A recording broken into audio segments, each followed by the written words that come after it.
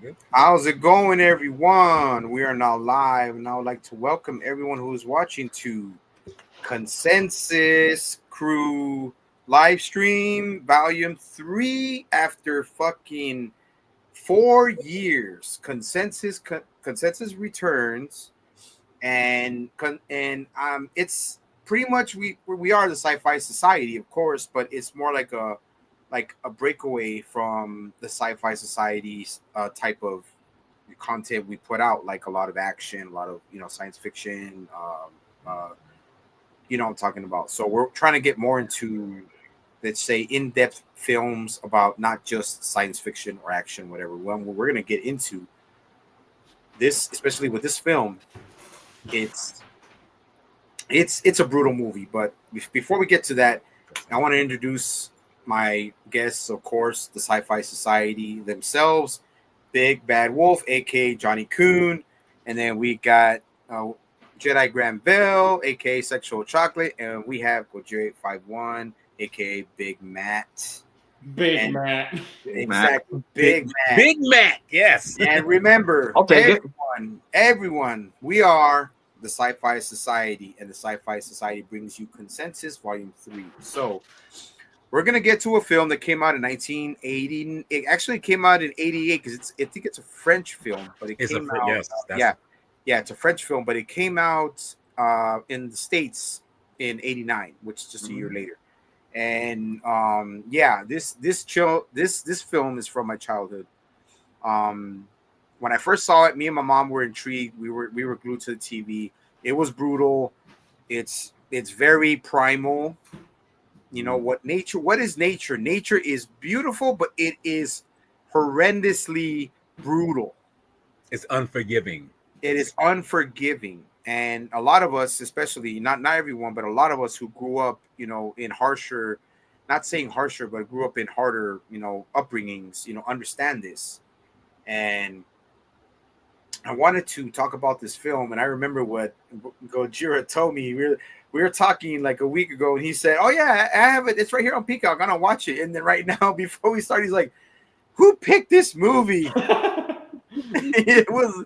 He's like, and I said, "Dude, see, that's the part. That's the beauty of it. As much as it's brutal, that's where the beauty comes in about this film.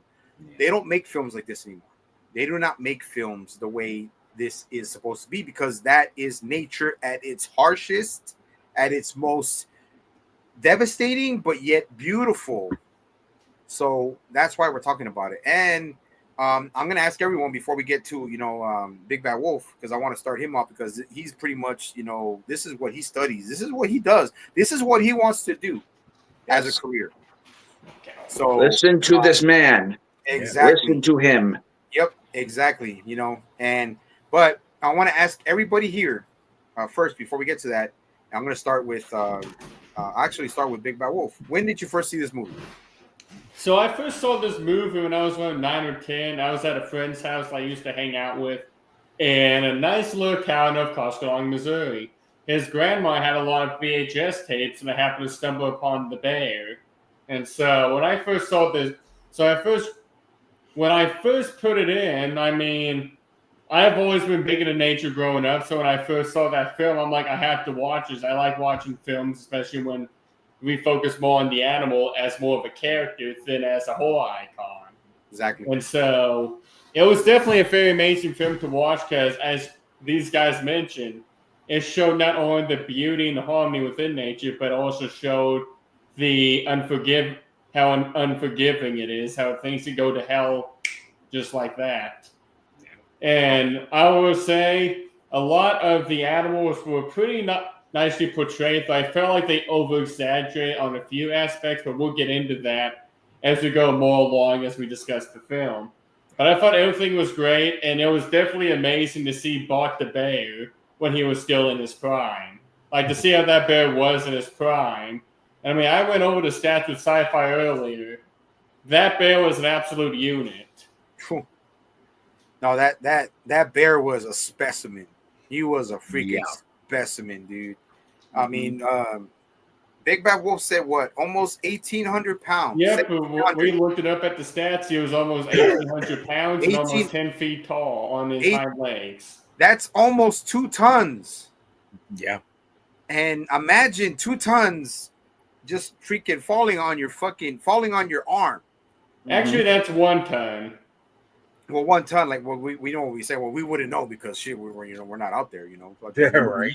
But yeah, absolute monster. But he was well trained. He was well trained by a well versed trainer back in the day. But I mean, now he's very, very old. Did he pass away already? He may have passed away. I know Bart the Bear definitely passed away a few years ago, but the trainer is probably still alive. Well, if anything, he is probably dead by now, but he's definitely was a very well first bear trainer. He was very well experienced. Yep. And Bart the Bear actually that's not his only film. He was also in a The lot of Edge. other films. Yeah. Yeah, he was in I think it was with John Candy, right? I was gonna say, was it the Great Oh, Outdoors? yeah, Yeah. the Great Outdoors. He was Yes, in there with John Candy. Uh-huh, He yeah. was the bald bear. Was it John Candy and Dan Aykroyd? Yeah. Great outdoors. Yep.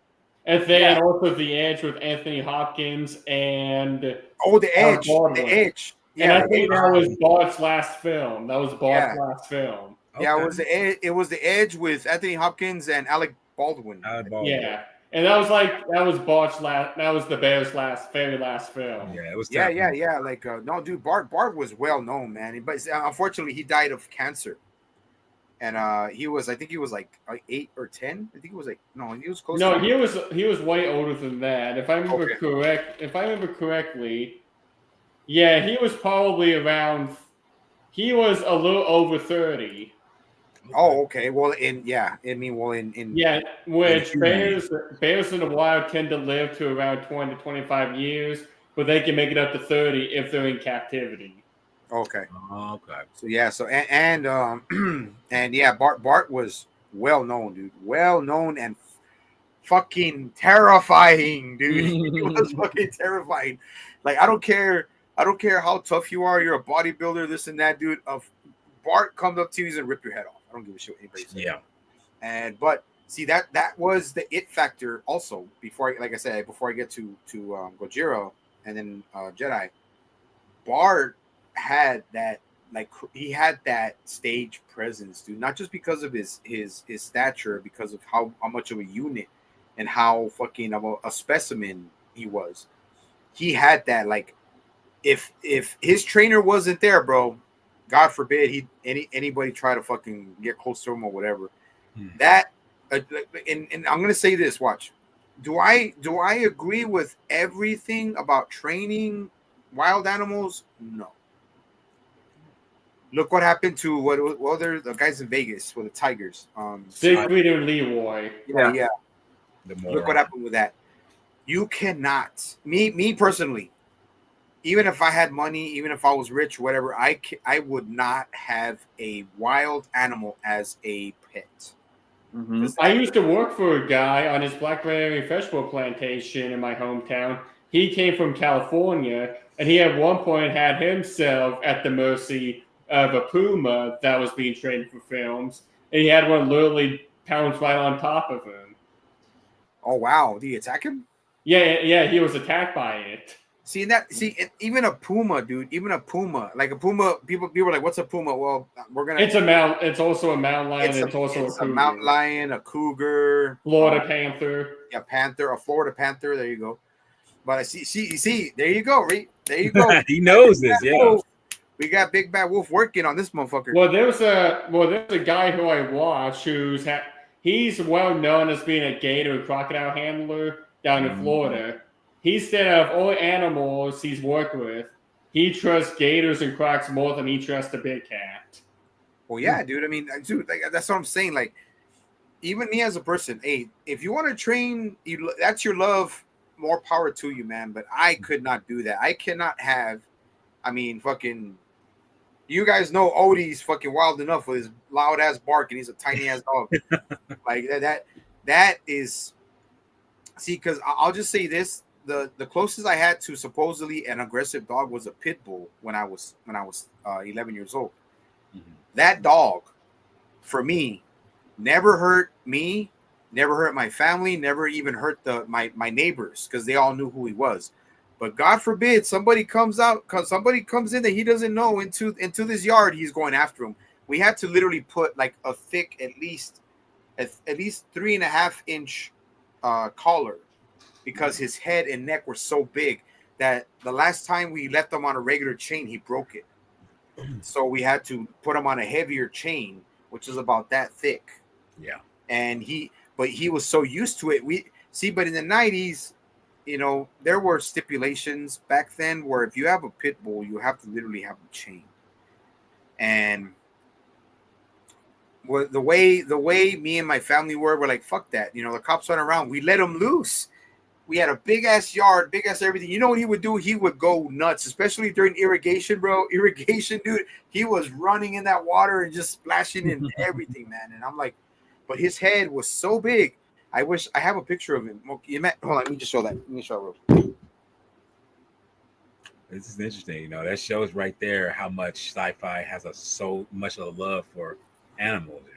Watch. This is him. Look at the size of his head. Yeah. Oh yeah. Yes. Oh yeah, that's a large pit bull right there. But see, look, my brother used to have a pit bull like that, and I can remember when he had him chained. He had one that was, like I say, one of them really big, heavy chains to make sure he didn't, get out of escape. Yeah, but it's the thing. Like, before we get to what you're about, continuing, we had to keep him chained because when he did get older, there was a neighbor who had a Rottweiler, I think 130-pound Rottweiler. Ooh. And I called him Pongo. You know where Pongo comes from. His name was Pongo. We had to literally move him from that one part of the yard to the other yard because during the fence they would go at each other, and Pongo would bite the fence and he would like try to rip the fence apart. And here's another thing too: when pit bulls get older, they get more aggressive because something just happens in their brain. Yeah, like well with him, it's funny because like I said, I got him when I was 11, and I had him until I was, I think, 16, dude. Every time everybody came over because there was a lot of parties back then, and in my family, bro, they were partiers all the time. Mm-hmm. We had to literally put cars by where he's at, so that way he won't get out. Like he'll stay either under the car or at the edge because he didn't like anybody. If it wasn't me, my mom, my dad, my sister, or my aunt or my uncle or my cousin, he did not know you. He'd stay away, like literally stay away. And one of my uncles tried to be brave, and he went at him, and he literally almost got him. And my dad's like, "I told you, you stupid shit, don't fuck with him."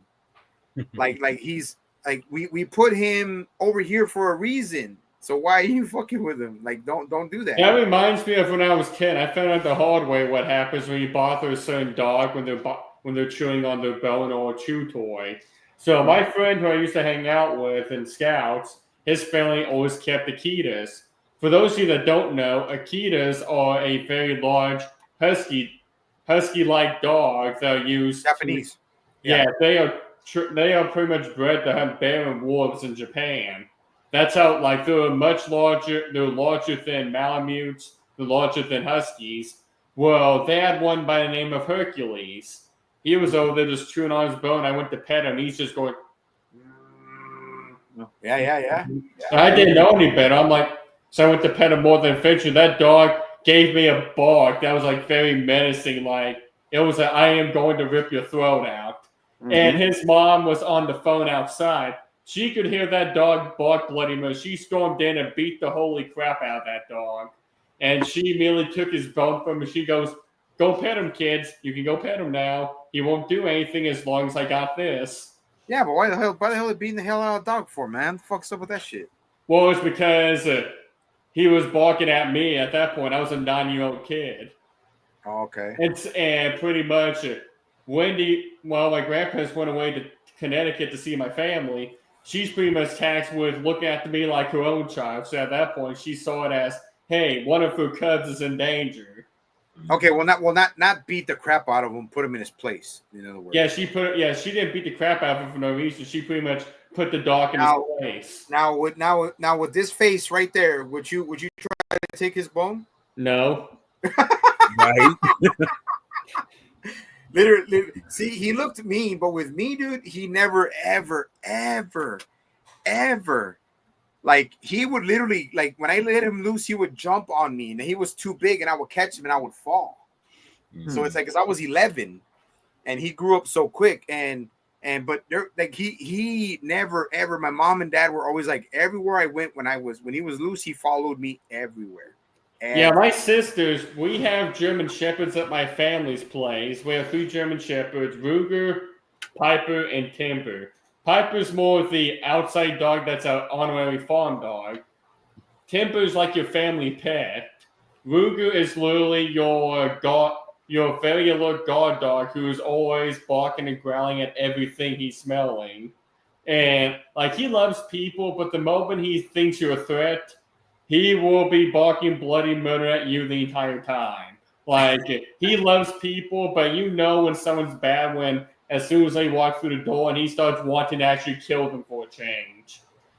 Okay, well, I'm going to tell you this before we got to move to the bear, but I'm going to tell you this. I have a scar right here where I kept nagging and picking on one of my dogs. It was a chow. She bit me. She didn't try to bite me, but her tooth got through my skin. Oh. And it came back out. That's gangster. And you know what my parents did? We're like, you know what they did? They fucking gave me the shit. They gave me hell because why are you doing that? Why are you picking on her?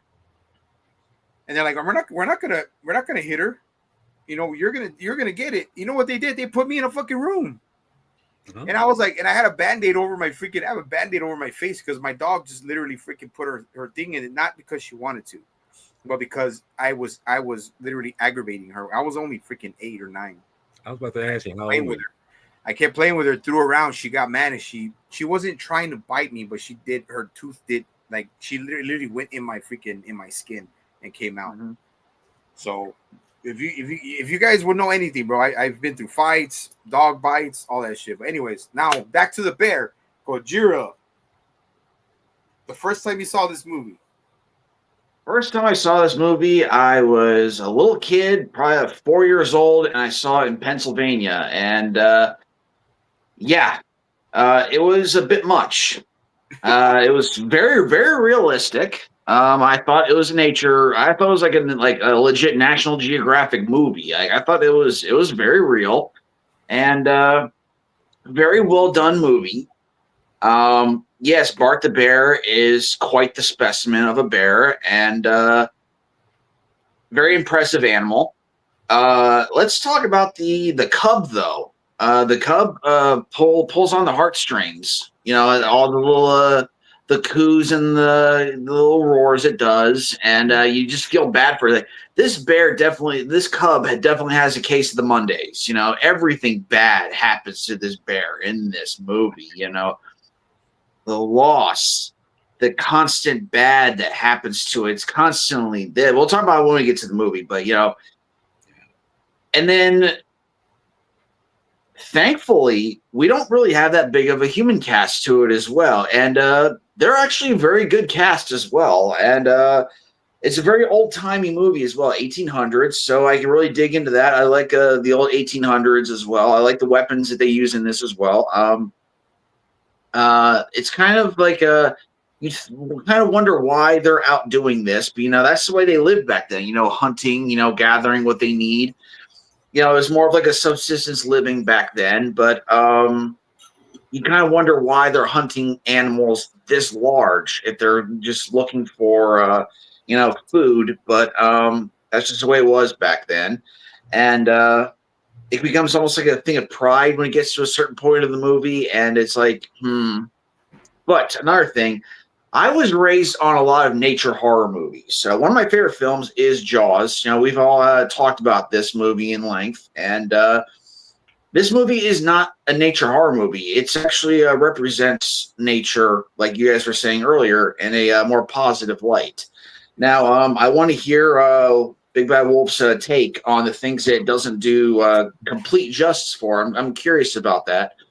I know there's kind of like more paternal things that goes with, and they might like kind of drag on some heartstrings for like the viewing audience. I kind of see that, but I'd like to hear your take on it when we actually start talking about the film. But yeah, I watched this earlier today before going on the stream to you guys, so this movie is very fresh in my mind. It really does hold up from what I saw as a kid. And some scenes I thought I knew actually played out very differently. Like I really, they're in different spots. But yeah, Cool. enjoyable, but very Brutal. Yeah. very, very, very brutal in some scenes as well. But yeah, that's just me.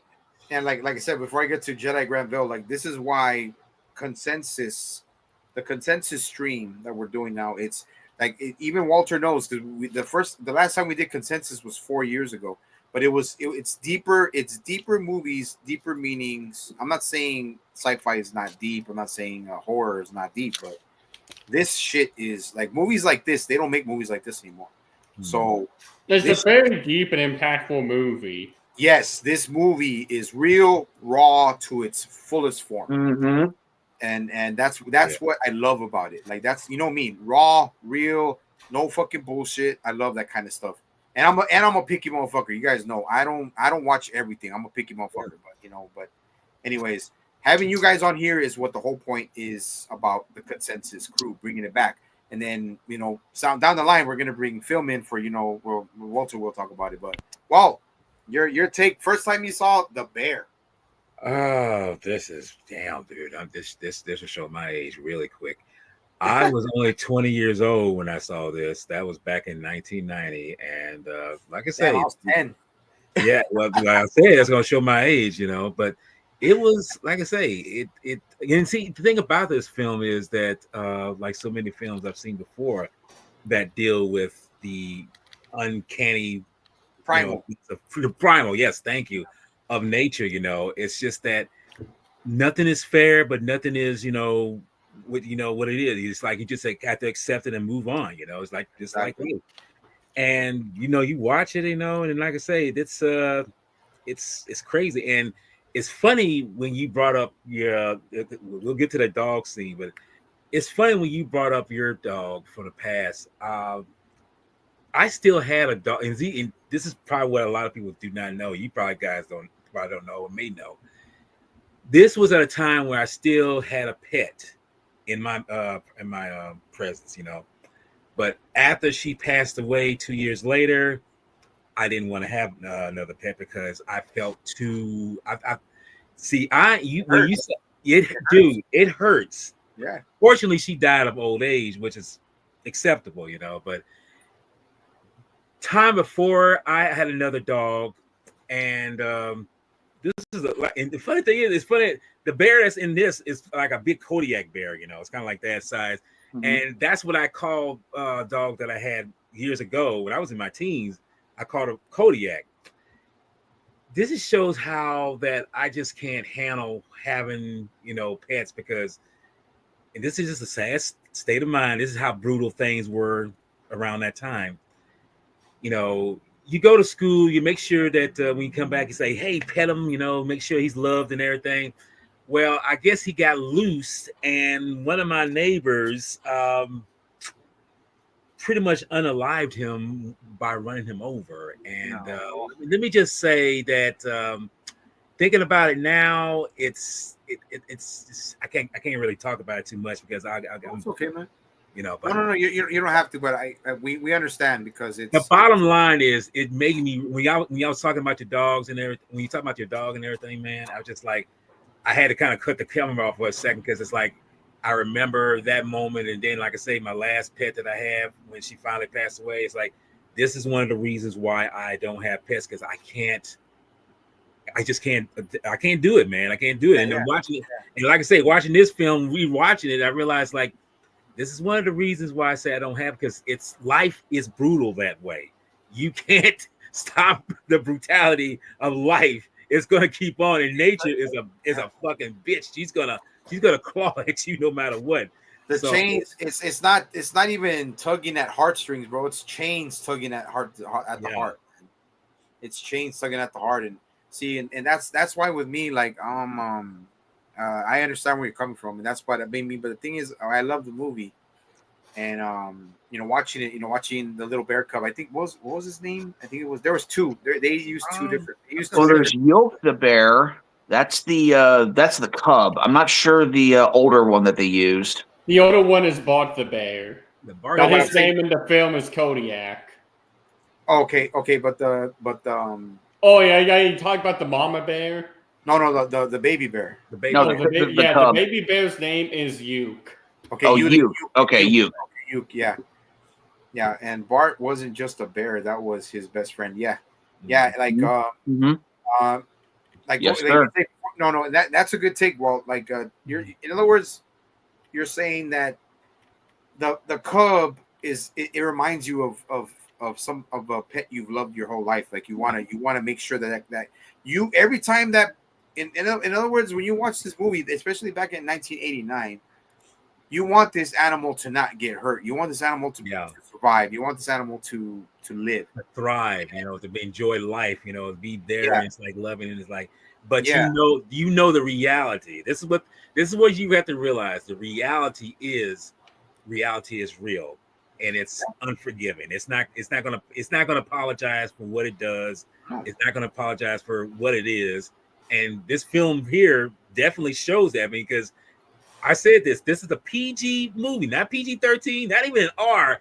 It's a PG movie, and it's got some brutalities with Yeah. these. Like they didn't shy away from brutality in No. a film that's supposed to be meant for family. And that's the thing. That's the crazy Mhm. thing. This is a family film, and yet you're showing some gratuity that's like, okay, are you gonna scare these kids or try to damage them?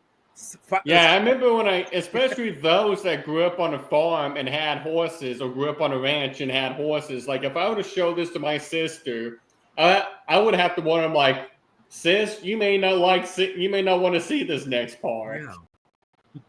Yeah, like, and you're right, but but it's true. But the thing is, that's what I liked about it, and that's what. In other words, like from our generation, mine, Gojira, and even Walter. This is the way it was back then, where it teaches you what life is really about. Nature is not kind. Nature is not forgiving. Nature is not forgiving, and that's where I take that that sentiment from it. Like, it's true, because how a lot of us grew up, especially me and Jedi, we grew up in the fucking hood, man. And it's survive or die. Yeah. So, and either not die, but if either you might as well say die, because that's literally. I mean, I ain't gonna say so much literally, but sometimes it could lead to that, and it's like you gotta be only the strongest or the fittest survive. Exactly, and we had to be strong. We had to be. It's not that it wasn't an option. It wasn't an option that we try to be, or you think you have to be. You have to be. You have to be strong. But I'm not saying like Gojira, Big Bad Wolf, all of us are strong. But I'm saying now, let's get to the movie, man. Yeah. Started off, Big Bad Wolf, aka Johnny Coon. Yes. Yeah. Yeah. Yes. Sing us a song. So it starts off as they're in the mountains within British Columbia. We see, we'll just call it the little cub Uke, since that is the actor's name is Uke. He's over there with his mother in the mountains, and the mother's literally digging through the dirt, trying to get into a beehive. Yeah. And I mean, I do like seeing that, because it shows bears being more foragers than voracious carnivorous monsters. Because bears are more or less a forager animal. Yeah. That's why they have those long claws. Like, fun fact, those long claws they have, they're not sharp. They're actually very dull, because they use that a lot for digging and ripping off bark to get bugs, honey. They will tip rocks over to get the gypsy moth larva and all that. If anything, they will go for other animals, but it's very rare. But the reason why those claws seem sharp is because they have enough muscle that when they go in for a strike, it's going to rip you open. So it makes it seem sharp, but the claws aren't sharp at all. It's just the bear strong enough to cut through you like it is sharp. But pretty much the mama's over there. She's digging.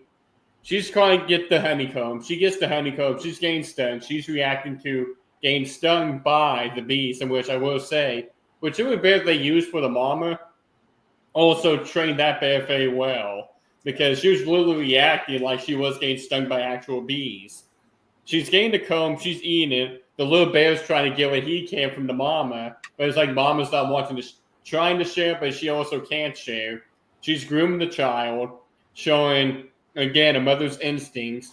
And eventually, we get to the point where, unfortunately, she's digging. She's trying to get more of the honey. She's trying to get more of that beehive out to eat more, because bears have to eat so much in one sitting. And that won't, even a whole beehive won't exactly satiate a bear. She's trying to dig it all out, but unfortunately, she causes an unfortunate rock slide, which crushes her to death, breaks her back. She's crushed right under there. The poor cub he's just left the fend on his own, because at that point, Mama's not there to help him. He's literally ran off, falling down a mountain, trying to figure out what the heck he is, what he's going to do for food, trying to find shelter. He's hearing all these unfamiliar sounds at night, and he's spooked because Mama ain't there to comfort him, so he doesn't know what he's hearing. Yeah. Only that he's hearing frogs and bugs all over the place, and he can't differentiate what's going on. Well, he eats mushrooms, doesn't he eat mushrooms? That's later on. Later on, yeah. Okay, later. Before that, he encounters frogs, and he's not, even though he's probably heard these frogs before, the difference is Mama was always near him, and so he was comforted. Whereas now, Mama's not around, so he's not sure what he's hearing or if it's dangerous. So he's literally having such a hard time trying to sleep. And we see this cub actually dreaming of Mama, but there's nothing he can do about it because Mama's not here anymore, which I kind of took from my own life, from the things I experienced when I was 5, because I experienced something similar like that little bear cub. And so he's scared, and now he's off trying to do his own thing. So now I can bring it up to one of you guys to what happens next, and then we can go along again with our thoughts on everything. So if we want, we can discuss our thoughts on what happened there and then continue on. But before we get to Gojira, that's the part where it really does hit you because his mom's gone. So that's where the part where I always think to myself, like, this is something like, oh shit, it happens out of the blue. It can happen to anybody. And always, everyone who is watching whatever, always cherish your mother. Always cherish, or if not, cherish the person that was closest to your mother. So always cherish that. Tell them that you love them. That's a part, like me, like I don't usually get into the sentimental stuff like this, but I want to branch out, like I said, the consensus and everything like that. So yes, it's hard. It's hard because he doesn't understand. Like, he doesn't have a guide. He doesn't have structure. Doesn't have anybody there for him. So I'm gonna pass it to Gojira. Gojira, go from there for where Big Bad Wolf left off. Okay.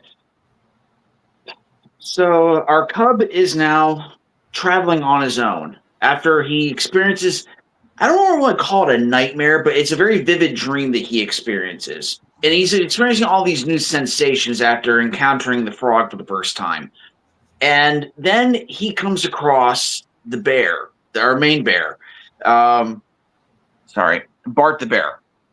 And what's his name in the film again? I think he's just referred to as Kodiak. Okay, so he encounters Kodiak, and he likes this bear. Or wait a minute, I think I skipped the part. You skipped the part from the hunters. Okay, yeah. So no, okay, I skipped ahead a little bit. I'm sorry. So we actually meet our hunters, which are he's a French actor. He's a great French actor. Yeah, you see him in Bad Boy. Go ahead. Gojira, sorry. Which actually, in the English version, which they're actually English lines are actually 80-yard in. Which actually, if you pay attention to their lip ringing, they're actually 80-yard. And so we have Jack Wallace, who portrays Bill, and we have I'm gonna butcher this. Yeah, that's all right. We always butcher everything. Fuck it. I'm just gonna call him Cario, the younger hunter. So they're setting up their they're hunting for the day, and they're setting up. They're cleaning their kills after the day. They have some deer. They have other kills. They've shown that they are capable, and they actually killed a bear earlier. Which one? I doesn't matter. It's just a bear. But remember that they have killed a bear, and they have its skin, and they have its pelts there, and they're doing their thing, and they start to move out, and that is when they move on and they see Kodiak for the first time, which is portrayed by Bart the Bear, this absolute unit, badass. And actually, we get to see that Bart the Bear is actually once again not a killer. He's just a massive unit that just wants to live his life. He's just trying to do his own thing. Mm-hmm. Sorry? I said he's just trying to do his own thing. Just doing his own thing. And we see into their hunting ways. They actually, are following bear dung, which okay, it's sick, but that's just the way that they do it. Yeah. But you see that Barrio, he's eating berries. They're not strictly carnivorous. It's another misconception about bears. They're strictly carnivorous. So they only eat meats. They only eat salmon. But no, they eat berries. They eat honey. Other stuff like that. Stuff like that. They eat grass. They eat certain grasses. They eat roots, stuff like that. Yeah. They like to go. They like to go for roots. They like to go for berries. They'll go for but. The main thing they use their claws for is to dig up termites and other bugs. Yeah, there you go. Yeah. Mm-hmm. So, our young hunter, Cario, then takes aim and he goes to shoot at Kodiak, and he only gets him in the top left shoulder. Yeah. Now in hunting, the older hunter actually said, "Oh, you should have shot him in the back leg." That would have actually brought him down, and they would have been able to, track him easier.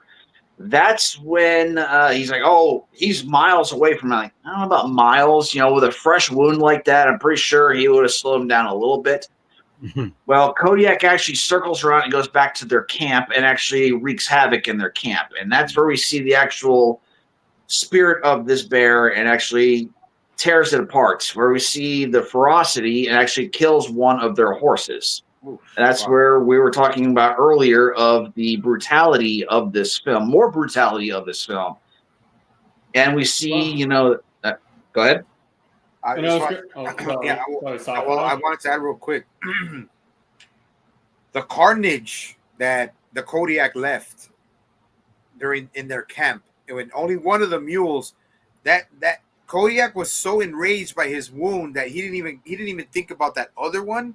He just killed whatever was in front of him, and it, unfortunately, in that little, I think it was like a pit, or something.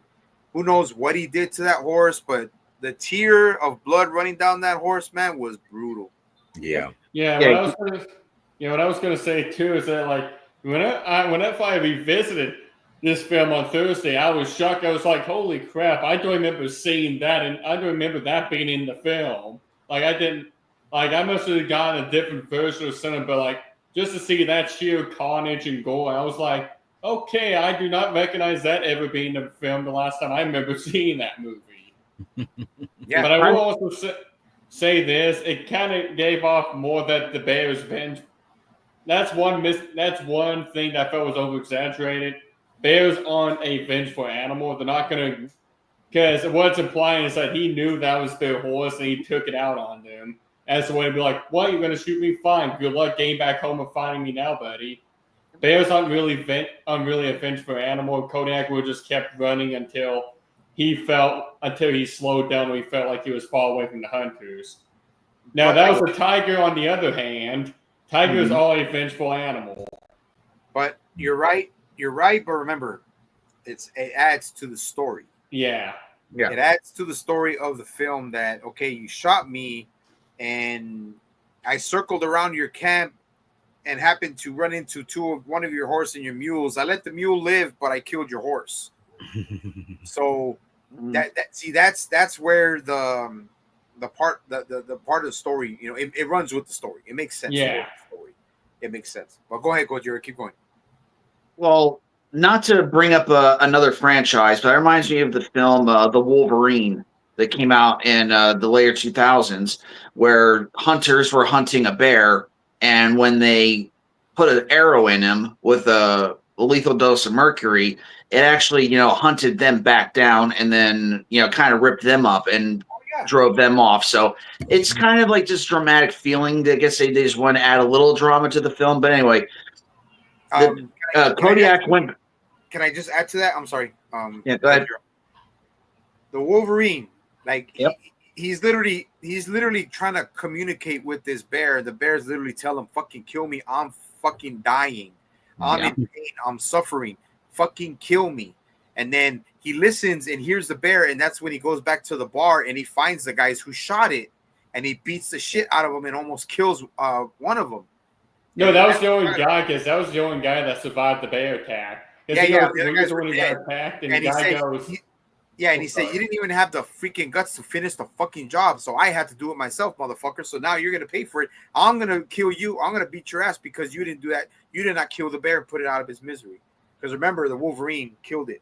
He freaking stopped. Yeah, he walked up. He saw the bear, just like I can't describe the sound, but pretty much he was just like, please don't make me do this. And then finally he killed the bear because I think also Logan had a bond with the bear, because early in the film we see him walking down, marking his territory, and he and the bear were just like literally just looking at each other like they're neighbors, like, what's up, and then just did their own thing.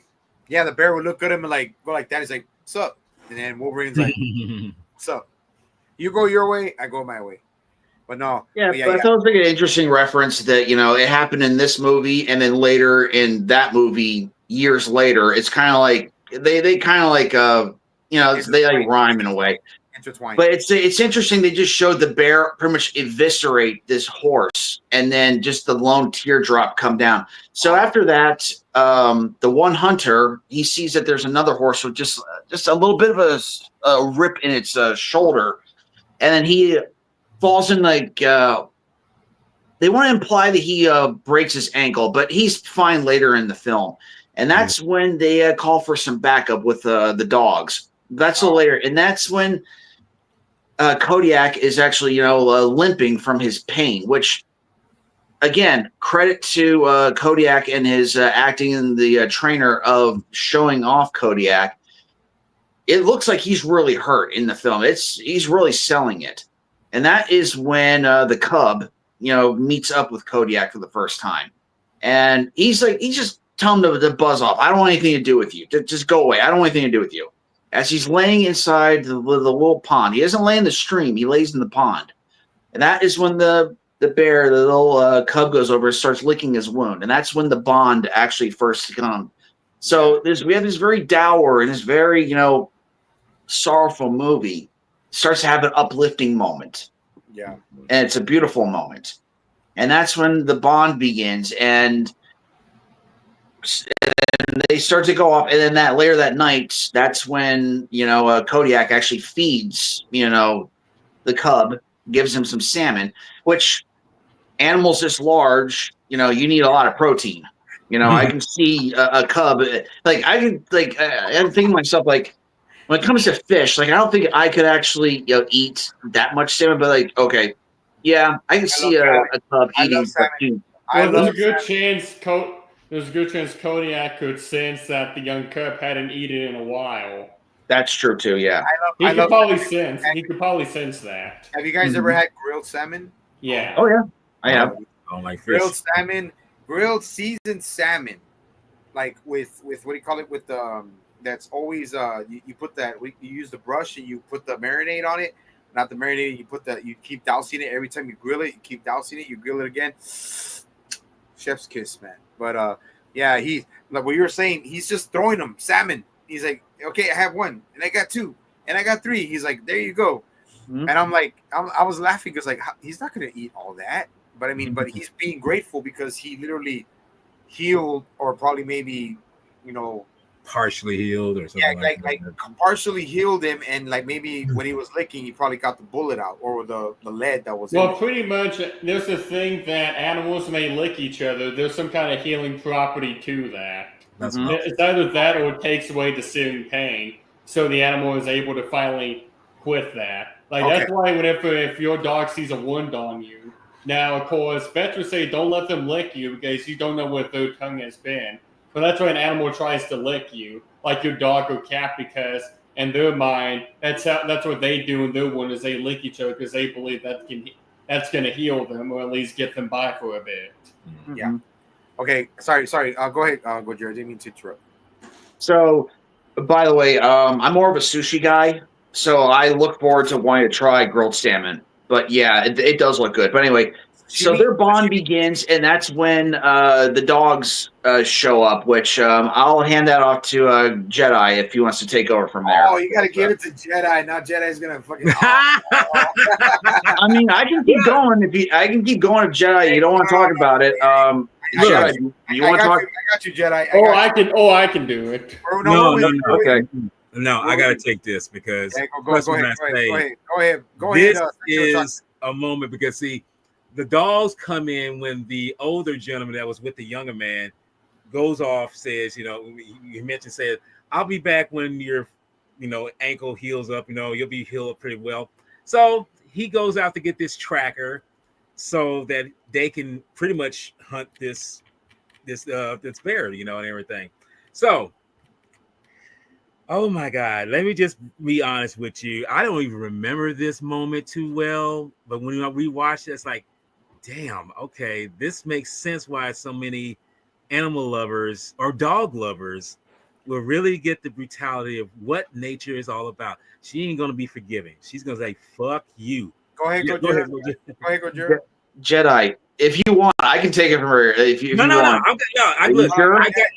Are you sure? This is what's called manning up. You got to do this. Yeah. I got to do this. Okay. All right, all right, brother. Okay. All right, man. Okay, if you want tap out, anytime you want to tap out, just tag in. Yeah, tag any of us in. Okay, just okay. Yeah, go ahead. All right, I got your back, brother. Okay, I got your back. Okay, I'm not thinking it's going to be as brutal as it is, but they chased the Kodiak, they chased him up the mountain and everything. It's okay. It's like, and you feel, and they think like, oh, they got him. They're gonna, they got to record him. They got him everything. Okay, never corner, huh? It's a fucking massacre. Yeah, well, that's what I'm saying. I say never corner any animal in a corner and thinking like, oh, they're not gonna. It's that old Tom and Jerry motif moment where you see Jerry in a corner and it's like he's like, and Tom thinks like, oh, I got him. It's like everything's over. We got him, boys. Fuck that. Mm-hmm. Kodiak pretty much knocks these damn dogs over the edge. I ain't talking about just push them. He fucking he come like this is bottom moment shit. Tossing them. He tossed like, dude, they hit the damn rocks on the bottom, hitting everything, and okay, I'm about to bring up the one. And I'm going to bring up the one moment that Anthony Jordan in the comments, bro. Thanks for hitting it up, man. Like, yeah, well, that's true, bro. He's actually started training him with a teddy. Okay. Okay, go ahead. Here comes because this is the moment right here that actually reminds me. I think it was Gracie. Was it Gracie? Is that her name, Gracie? The furry. It might have been Dixie. I think it was Dixie. Yes, it was Dixie. Oh, okay. No. Oh no. I got it now because this reminds me. This is why I was actually, Walter. If you want, you can. No. Like I say, this is what you call. What's the word? You know what? It's a remedy to say, release all that because clarity, therapy. Yes, it's cathartic. Basically, what I'm saying. Catharticism. So you got to remember. See, as I say, I think I don't remember this moment because I was still a pet owner. So when I rewatched this and saw this moment, I was kind of like, oh shit, this reminds me when my dog, like the dog before, happened to him. So when you see Dixie on the ground, and she's still alive, this is the sad part. She's still alive, pretty much been torn open. Eviscerated. Yes. And she's just whimpering. She's just like, you know, it's like Oh, I'm just like, oh wow, okay, and I'm just look. You think yes, that's what I'm saying. See, you think I'm gonna be bad, dude. Oh my dude, it's a moment in me that made me think to myself, maybe I blocked this moment out when I saw this because it's almost that moment where the Empire Strikes Back moment where Vader tells Luke that that's your father. I don't even remember that till I rewatched it years later. It's like I must have blocked that out because that's too intense of a moment for me, and I was only 10. So this moment, I'm 20, and you mean to tell me I don't remember it? I don't remember that moment when I rewatched it. So it lets me know that how much of a fucking effect it had on me seeing that dog again, and she's just like she's fucked. She's pretty much fucked. oh, fuck. So Yeah. Well, can I just say this? Like you can Yes. see it, you see it. He doesn't want to do it. He literally wants to. He wants to try to save her, but yes, I like the look that the actor's look, bro, in his eyes, dude, is just so like he wants. You know, he's crying and dying inside, but he still he does wants it to save her, He but does it because he doesn't want her to suffer. to suffer. That's what I'm saying. And anybody would do But that. his partner kind of gives his partner kind of gives him that. I forget what it's called, but pretty much his partner goes, "Hey, I'll do it." Yeah. He couldn't. Yeah, he couldn't do it. He couldn't. He looked. And did he look away or he just go like that? Yeah, he kind of looked away. He kind of looked. I think he covered his eyes or looked away, but pretty turned much around he in his eyes, and he heard the shot, and he just went like that, didn't he? He just went like that or something. Like he kind of did something like that. You mean the younger one? I mean, because I think he just turned away. No, but still that all of that emotion, and of course it's a movie. The dog wasn't hurt, but all of that emotion, bro. And I'm gonna be honest. Do we see that in modern movies? Fuck no. Because they feel that that's too brutal for animal cruelty like that, and knowing that you're doing the dog a service by shooting them so they won't have to suffer. She's in agony right then, but wouldn't it be more humane to shoot her, to put her out of her misery so she wouldn't have to suffer? I mean, some people look. I'll be honest with you. I probably couldn't do it, but I know it have to be done to make sure that it's like, hey, I love you. You know, I want to help you, but I'm going to have to do something to make sure that you don't have to feel no more pain. So yes, do that. You know, that brutality was there. See, that's what I'm saying. Like before I get back to Jedi, do this. You don't see this kind of shit anymore in movies. I mean, yeah, people PETA and all that, like they get, you know, have all that, like, but see, if it's CGI, if it makes a story good, that's the whole point of the movie. That's the whole point of the story. The story is to grab that emotion from the audience. Am I right or am I wrong? No, very right.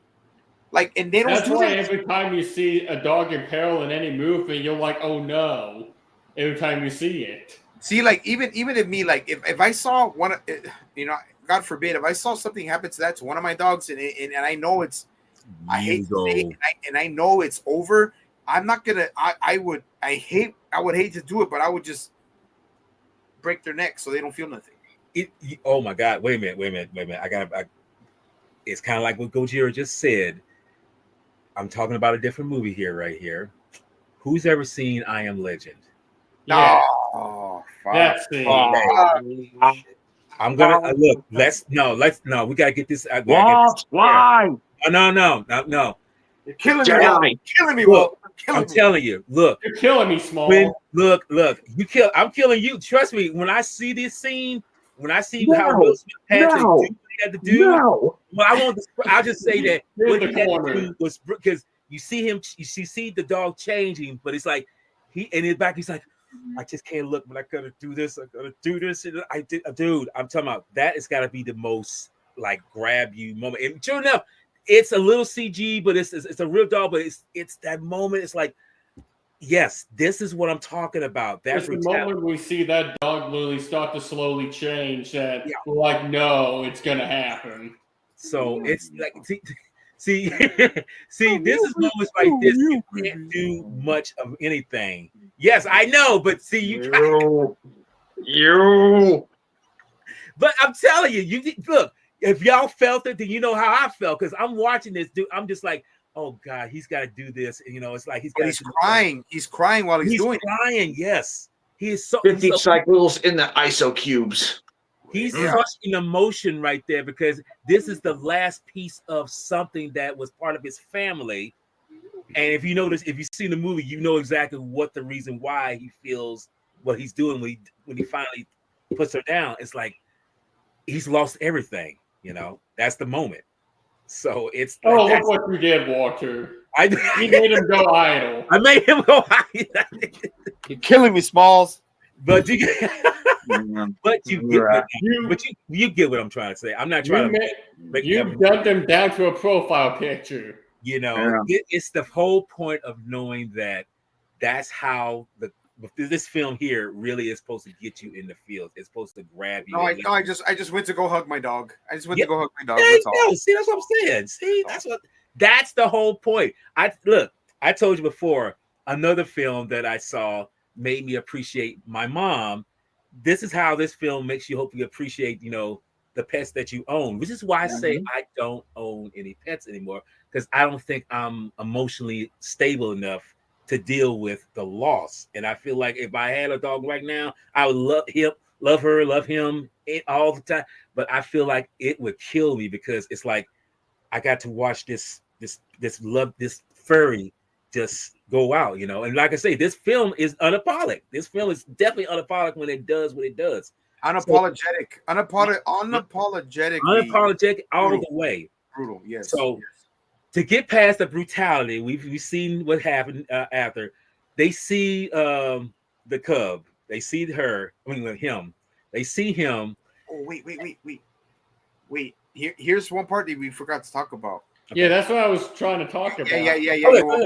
Let me get back to Big Bad Wolf, but I'm just going to mention this. Yes. When Kodiak is protecting the cub, he's protecting the cub, and when you see the cub is so scared, and you see his little paw going like this, like that emotion, dude, like that I was like, holy shit, he's literally scared, like really scared, like, and dude, you can't get that shit out of a modern movie anymore. No, like and that's why that's why I wanted to talk about this movie because this movie, even though it's based off of nature, it has so much elements of emotion, and that's why I wanted to talk about it. But go ahead. I'm sorry. Go ahead, Big Bad Wolf. Yeah, go ahead. So I'm gonna go to the part we accidentally skipped over. So after the hunter's literally, he's like preparing his rifle.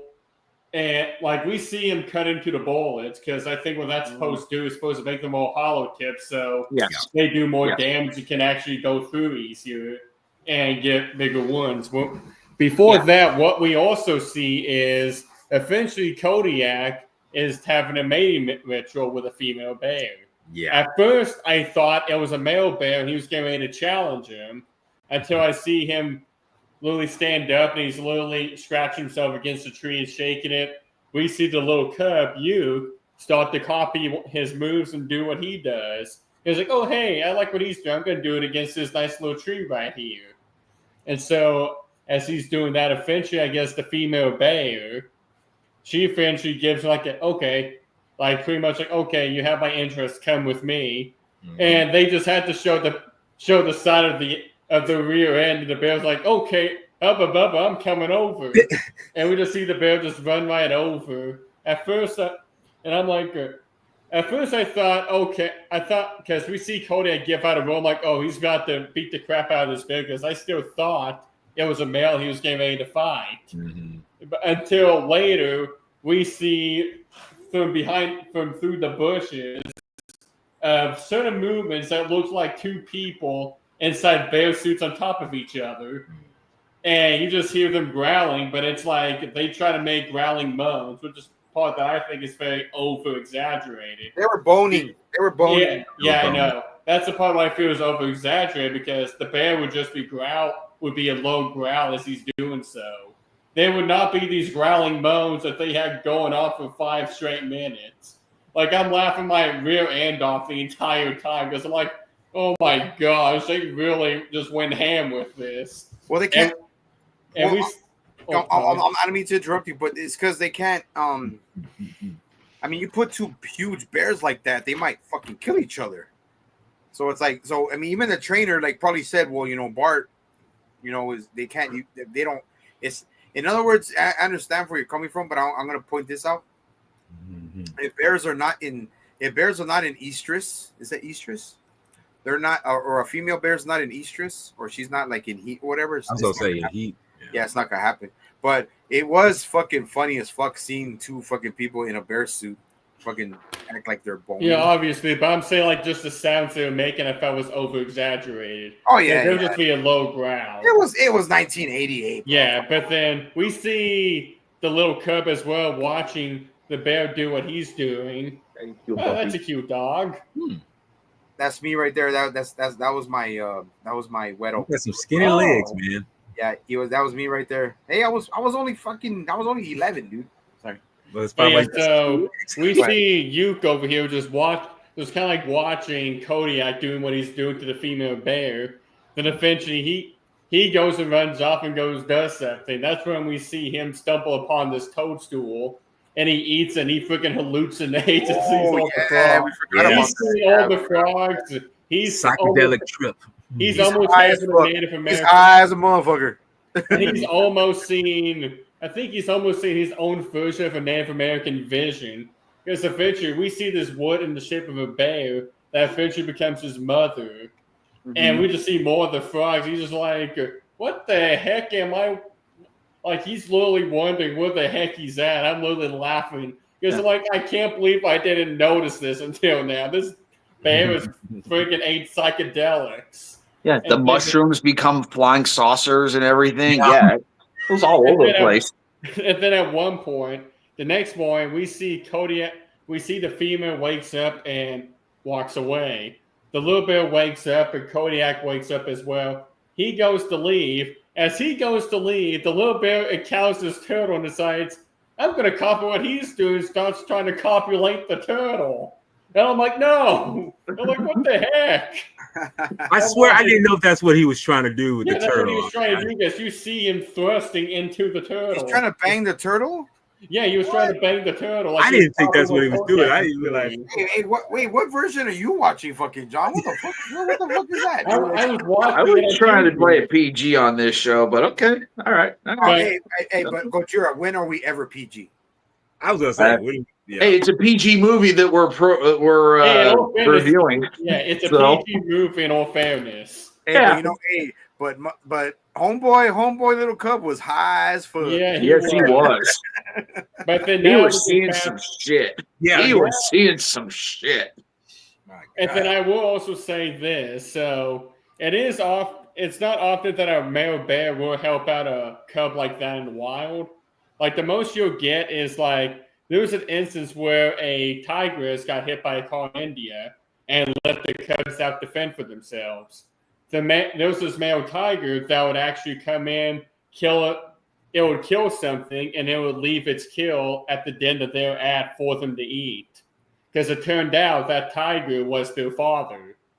But it's very rare. Like, it will happen, but it's very rare that it happens. Because I saw a documentary where a male puma allows a female puma and her cubs to eat. Because it turns out that puma is also the cubs' father. It's very rare it happens, but it does kind of happen, just not to that extent. But I mean, but also to add to that, before we get back to the story, we're fucking literally like taking over their fucking habitat, man. So they're probably sticking together more often, and it sucks, that the more we move in, we have our dogs, and they go after our dogs and kill our fucking pets, bro. Because they're it's not that they're wanting to do it, that's that they're starving. Like, they have to go after, they have to go after and kill what they kill. And I've seen videos where fucking pumas and shit snack fucking dogs, dude. Doberman. There was one where a Doberman fought off a mountain lion, dude. And it's like, holy shit. Like, and then another dog, a Rottweiler, came and fucking hit up on one of the freaking because one puma tried to go after a smaller dog, and a fucking big ass dog came and attacked it, and it let the other dog go. But I'm just saying, like, it's like it's survival, dude. Like, it's like, okay, here's one thing. Here's a stigma about dog fighting, and I hate fucking dog fighting. And I'm saying this. I understand from Big Bad Wolf's perspective when he would hunt, whatever. He hunted, he ate, he consumed. He killed, he kills, he eats what he kills. That's what Big Bad Wolf was. He does his shit. But I am not a trophy hunter fan. So if I knew anybody who was a trophy hunter, I would literally tell you to go fuck yourself. Yeah. And kiss my ass and suck my dick. Like, to their face. But I'm saying, but I already know Big Bad Wolf's, side. Like, he was taught that way, but he consumes what he kills. Yeah. And the only thing I would do for a mounting is, if I wanted to, if it was a nice enough buck, I would do a European mount. Which is when you pretty much get the head. But you're doing it. But you consume, right? You eat and consume what you kill. If I don't like trophy hunters. You already know that. But I mean, you don't do it out of the cold. You don't do it out of the brutalness of your heart. You don't do it just for fucking money. You don't pay fucking $100,000 to kill a fucking trophy lion or a rhino. Can I just add on to that? Can I just add on to that, Sci-Fi? And this go ahead. This is going to be something that I would never. Go ahead, bro. Go ahead. Yeah. No. This is something I saw when I was going to middle school, and I guess this was the principal who was there, in charge and everything. And this is like way back in the early '80s and everything. This dude, he had trophies of animals in the office. Okay, and I shit you not, he had one of a big buffalo head in the office of the school, and I'm kind of and back then I was kind of like, because you as a kid, you think like, okay, I mean, that's the norm, but then you looking back, it's like, why would you bring the heads of the kills you've done into a school? I mean, why would you do that? It didn't make no sense to me. And I feel like then I found out when it was his kills, I was like, okay, because years later, I mean, like a year later, when he finally went away, they were all removed, they were gone. So I was like, who does that? Because I'm looking back, it's like, who would put that shit in the schools? Why would you do that shit? But I just wanted to put that out there because he was a trophy hunter himself. See, and I'm gonna say this before we get back to the movie, real quick. I'm not proud of it, but they had to eat. That was the way he survived. My grandfather was a butcher. The first time he butchered and chopped off and shot a pig and chopped a pig's head off when I was 6 years old, right in front of me, and that was like, holy shit. Like it to me, I thought it was normal. I thought it was normal at that time. But like, when I think about it, like, holy shit. I mean, I understand that, but see, what us Mexicans, we don't waste nothing. So if we're going to kill back then when they killed a pig, they ate everything and consumed everything. But like, I cannot or will not stand by somebody who's gonna fucking kill something out of sheer joy. Yeah, sport. Because I do not. If I want to kill anything, I want to kill my own species for doing shit like that. But I'm not gonna do that shit. Of course, I'm not gonna do that. But you know what I'm talking about.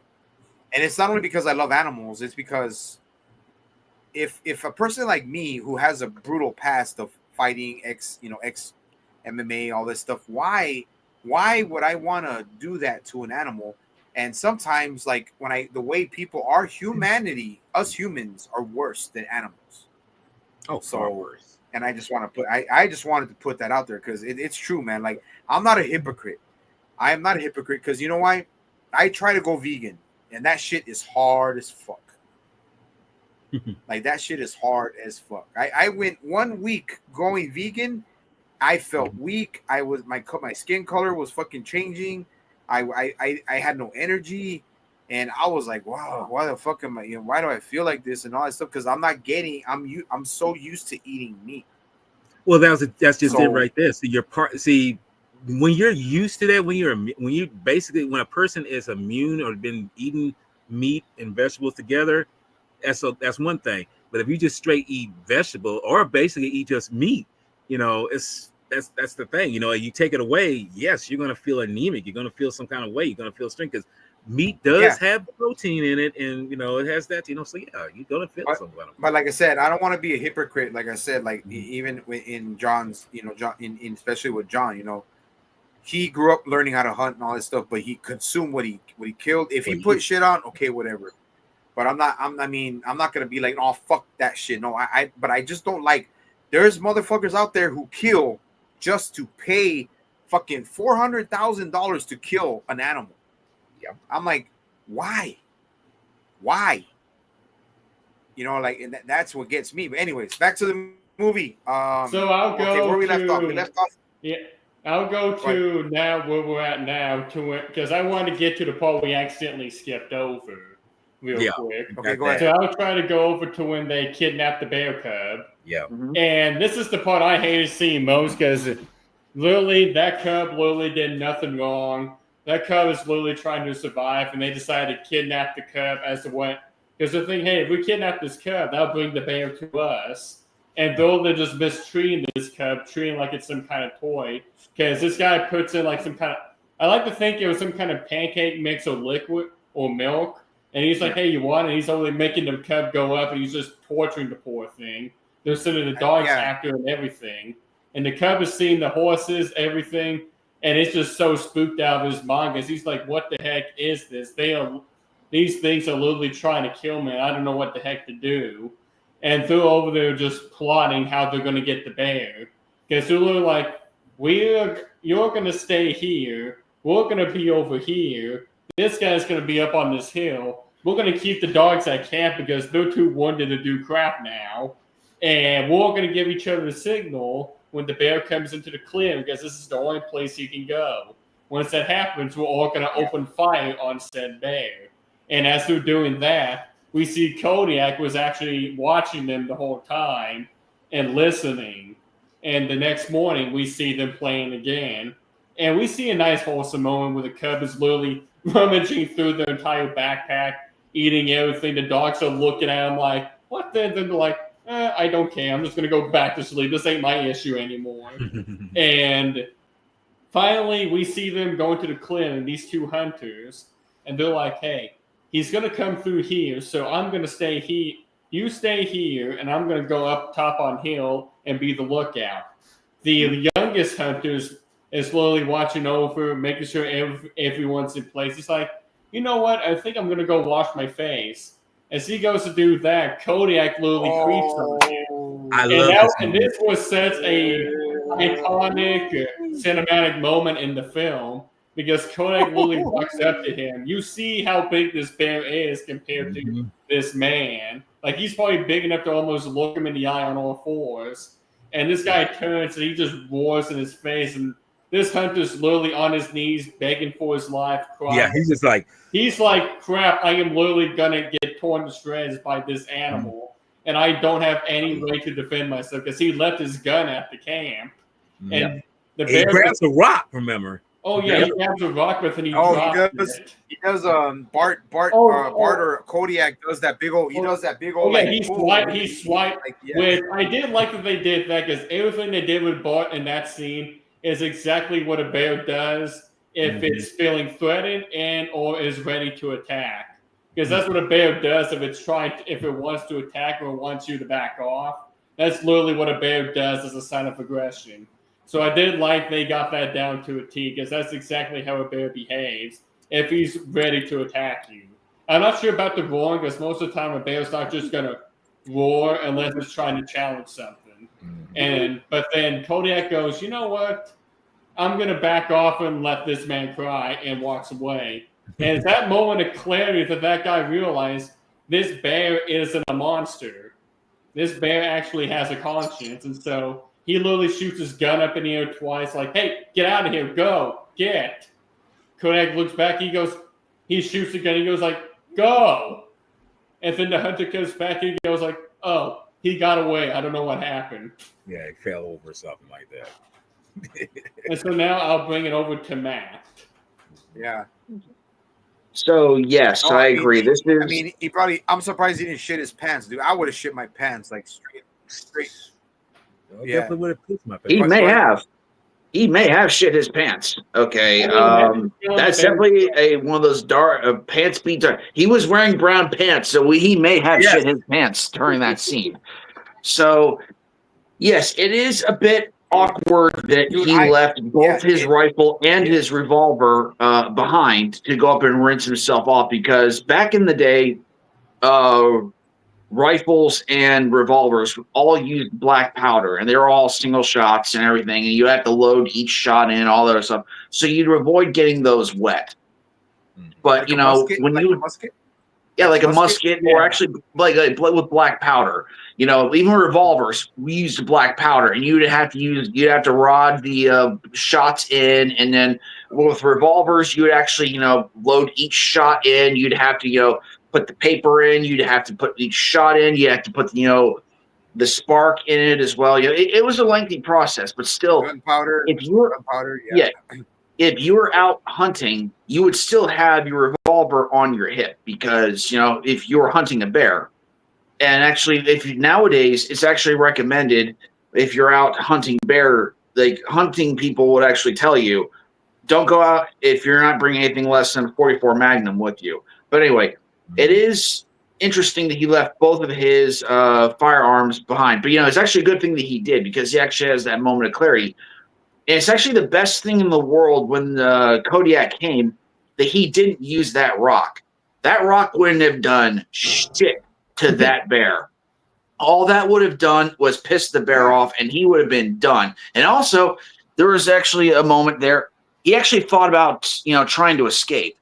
He would have just jumped straight over the side, and he would have probably broke both of his legs, probably would have broke his neck. He would have died trying to get away.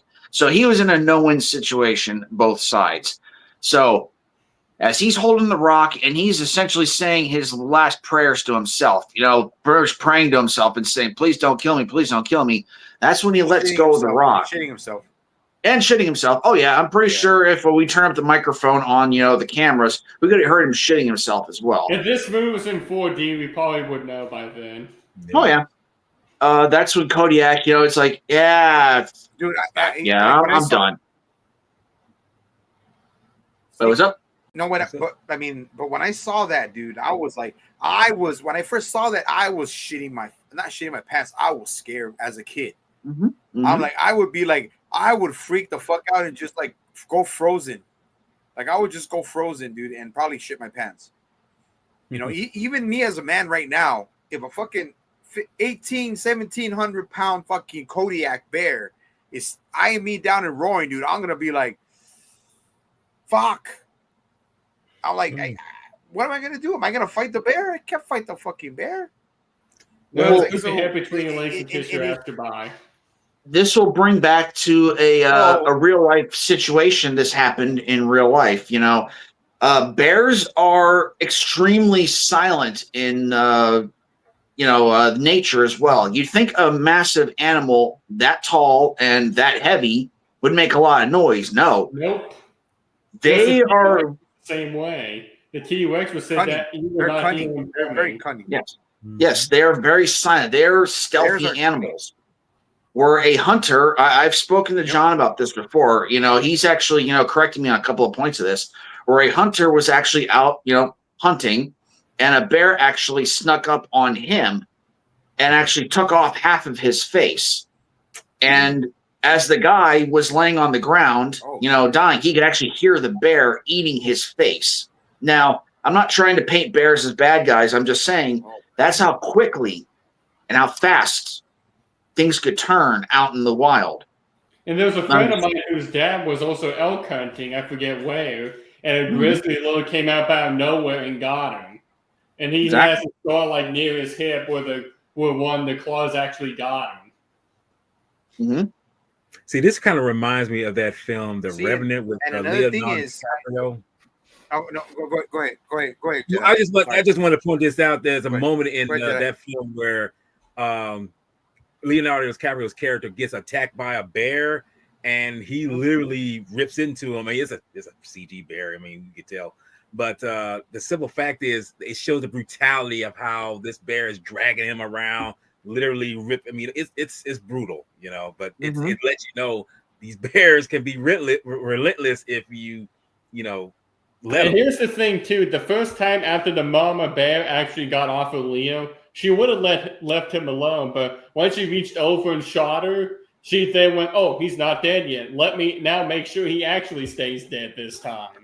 Like, if he would have just lay flat, let her walk away a while, get her cup, and get out of the area far away enough and got up, he would have been fine. But he went, nope, I have to shoot this bear now. And the bear went, oh, I see you're not. Oh, I see. Haven't learned your lesson. More here. Here was round 2, bitch. Mm-hmm. But go ahead, Sci Fi. Yeah. But no, but like as we get closer to the end, and you know, John is bringing up a lot of points that we're missing, and because it's believe it or not, it's a pretty long movie, but it's always suspenseful, and I think the younger hunter cuts loose the cub. Yeah, he lets him go, and I guess and this is when the cub is okay. He's on his own. He's looking for Kodiak. And then what does Kodiak do? Doesn't Kodiak go after? Oh yeah, he went to the younger hunter and told him, "Look, leave me the fuck alone. I'll kill you. I'll smash you. I'll do my shit, but don't fuck with me. Don't fuck with me or my homie. Don't fuck with me or my little man. That's it. Leave us alone." And that's when he starts to be like, "Okay, you know what? Remember when the other older hunter has the shot? He has it right there." He's got it right in his sights. He has Kodiak. And what does the younger hunter do? Tell me, guys. He loads like this, the gun. He puts it down. Yeah. Huh? Yeah. Yeah, I said he loads the gun. It's like the younger one is actually being more. Yeah. Yeah, he just is. He's understanding that if. Go ahead. Well, I was going to say, what was mainly happening was at the beginning of the film, he was just trying to hunt this bear. And then it wasn't until the bear killed a horse that the older hunter swore vengeance on the bear. That literally became his great white whale. That became his Moby Dick. Like, that was his sole purpose, was to kill Kodiak. And the younger hunter was the one that finally went, hey, I think we should leave him alone. Yeah. Well, not only that, because he let him live. Yeah. He let the younger hunter. I mean, if you can look it up, what is the actor's name? Let me look it up. Hold on. Which one? John, you got more better access. Hang on, I got you. I mean, his name is Jock. Jock, is it Jock? Jock? It's Jack Wallace, I think. Are you talking about like the character's name? Oh, you mean there's Tom Wallace and the younger Wallace. His name is Tom in the movie. Hunter, his name is Tom, but he's an actor. What's his? The name of the actor. He's French. TCHEKY Cario. I think that's Checky Cario. Checky Cario. Okay, Checky Cario then. Okay. Yeah. He was in what's it called? Kiss of the Dragon. And he was in Bad Boys too. Oh shit, that is Check. Oh, he wasn't Kiss. Oh, that's the same guy. Oh my god, that's the same guy. Yeah. Oh my god. Yep. He was in Kiss of the Dragon and he was in Bad Boys. Yeah.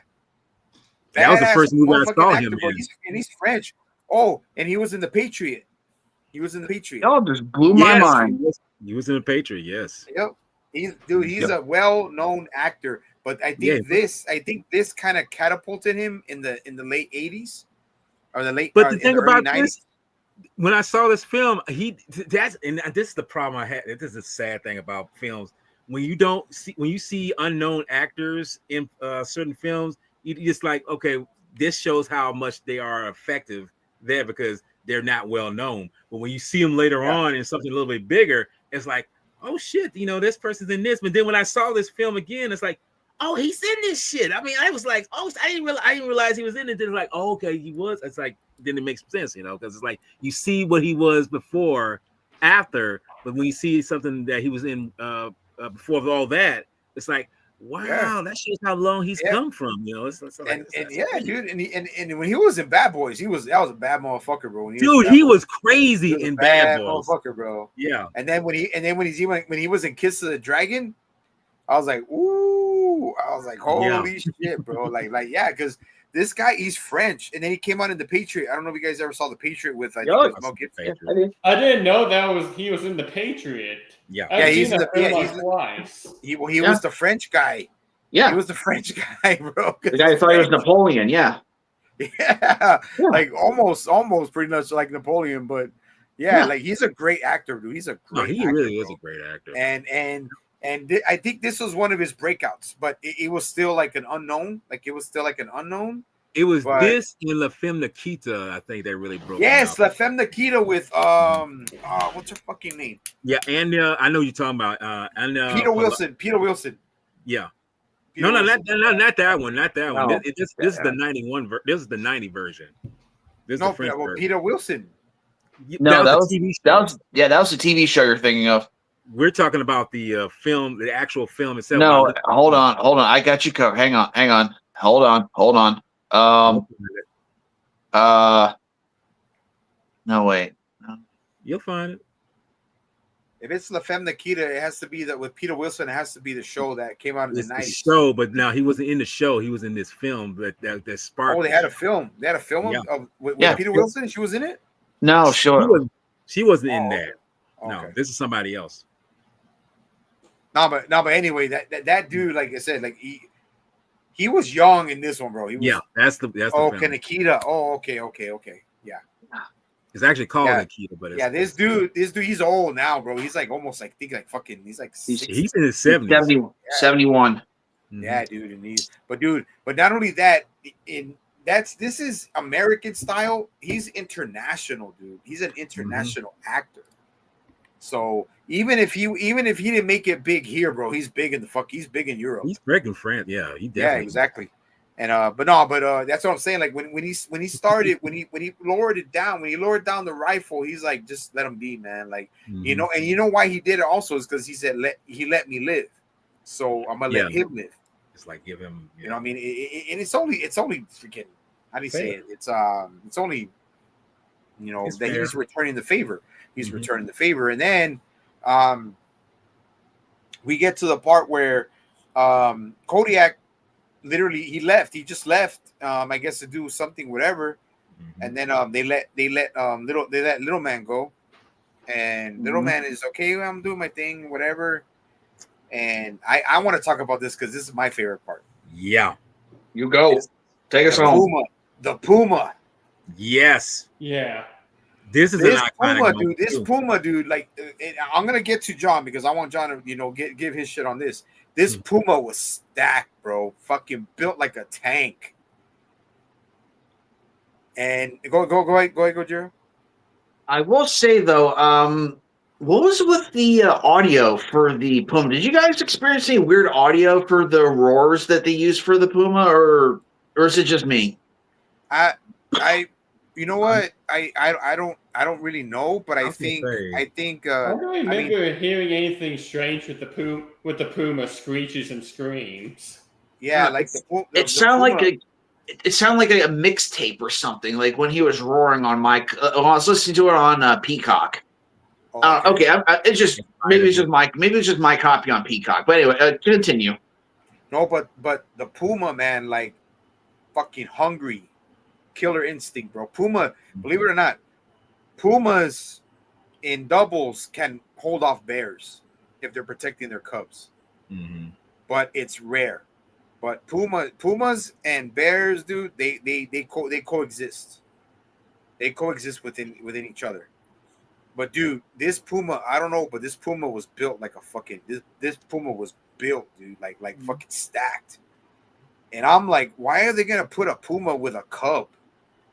Yeah, but like back then, I think back then they were better with regulations, and I mean now they're way more strict. But They wouldn't do that shit. They won't put a puma with a fucking bear cub. They won't do that shit anymore. Yeah. But it was realistic. And then now when we get to little man is fucking running for his life. He's at the edge. He's running, and then he's at the edge of a fucking branch towards a river. And he's like, okay, what do I gotta do? I have no choice. And the puma, dude, retractable claws. How fucking big are the retractable claws on a puma? They're like at least 3 inches, maybe 2.5 inches. Something like that. What is it, John? It's about 2 to 3 inches. Okay, so you want 2 or 3 inches digging into your fucking chest and your face like that? That's brutal. And he's not crying. He's fucking yelling. He's not only is he crying, but he's fucking like he's enraged. A little cub is enraged. Now it's survival mode. It's like he's in survival mode, and the puma's still going at him, whatever. And then he falls, and the puma follows him, and the puma's like, "I'm gonna finish the fucking job." And the pumas, we all know pumas have super agility, dude, super agile fucking cats. Big Bad Wolf, tell me about pumas, dude. Tell me about pumas. Well, for one, they have the strongest back legs. They can jump higher straight up than even a tiger and a lion. You see, and this puma, like I said, I don't know where they got this puma, dude, but this puma was fucking roided up or something, bro. This puma was tenacious, man. He was straight up fucking tenacious. Went after little man, and little man was even trying. He was even swiping at him too. It was like, okay, I'm gonna swipe at you, swipe at me. Now he's in survival, but he's crying out of survival, like I'm gonna fucking he starts roaring and roaring and roaring. And I'm gonna tell you the best part about it, guys. Why does the puma leave? Why does the puma leave? The camera pans over and we see Mr. Kodiak standing there. And I don't know if y'all saw this, but he's got his manhood right out there roaring, just letting him say, "Got the fuck off my boy here," you know? Yeah. And then the puma takes off, bro, and then you see Kodiak in the back, fucking stacked, fucking monster, bro. And then what does little man do? He fucking cries and goes after him, and they're kissing and whatever. Yeah. Even Kodiak, being fucking he's a loner. He's a like a samurai or like a lone ranger or something like that, lone wolf, and he goes and he greets him. He greets him and says, "You're okay, this and that. Is everything all right?" And dude, I mean, just the roaring, because the roaring kept going from little man, and then it just kept getting louder and louder and louder, and then. Well, we see the puma's reaction too, because at one point he's screeching and screaming at the cub, but then at one point we just see him stop. His eyes get big, and he's like, "Okay, I'm getting out of here."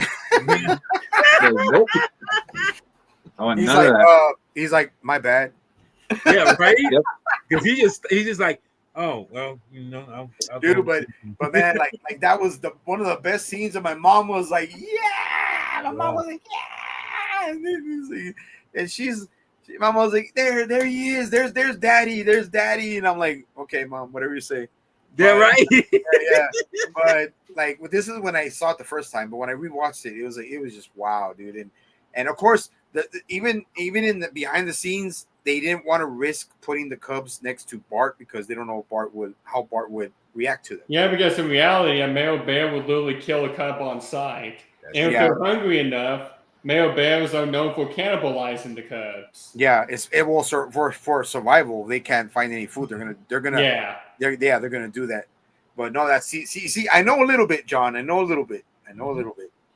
But it's like, but dude, like that was the best part. Like Kodiak comes, little man is like, woo, and then we go into hibernation. Yeah. And I gotta say, for the scene at the end of the movie when they're both sleeping and he's sleeping next to him, and he lets him, like Kodiak lets him sleep right there next to him.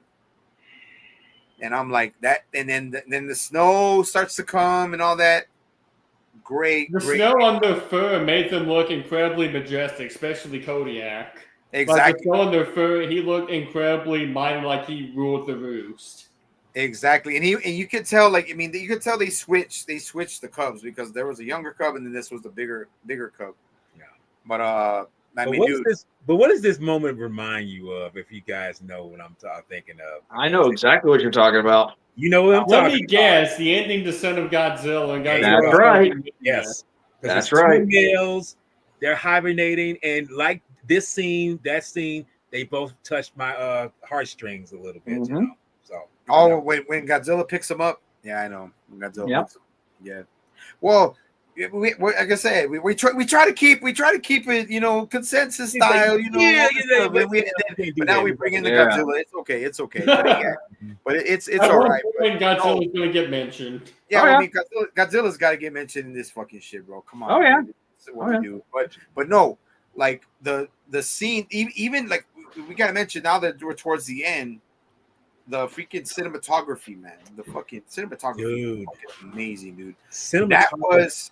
That was the Canadian. Was it Canada? It was Canada, right?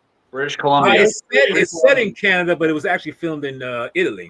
Okay, British Columbia. Okay, that.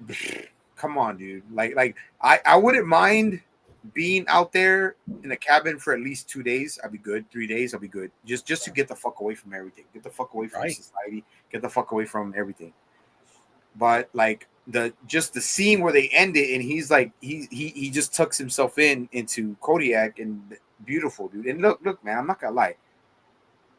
I could be a hard ass sometimes, but I need my how do you say it? I need my uplifting shit. I need my how do you say it?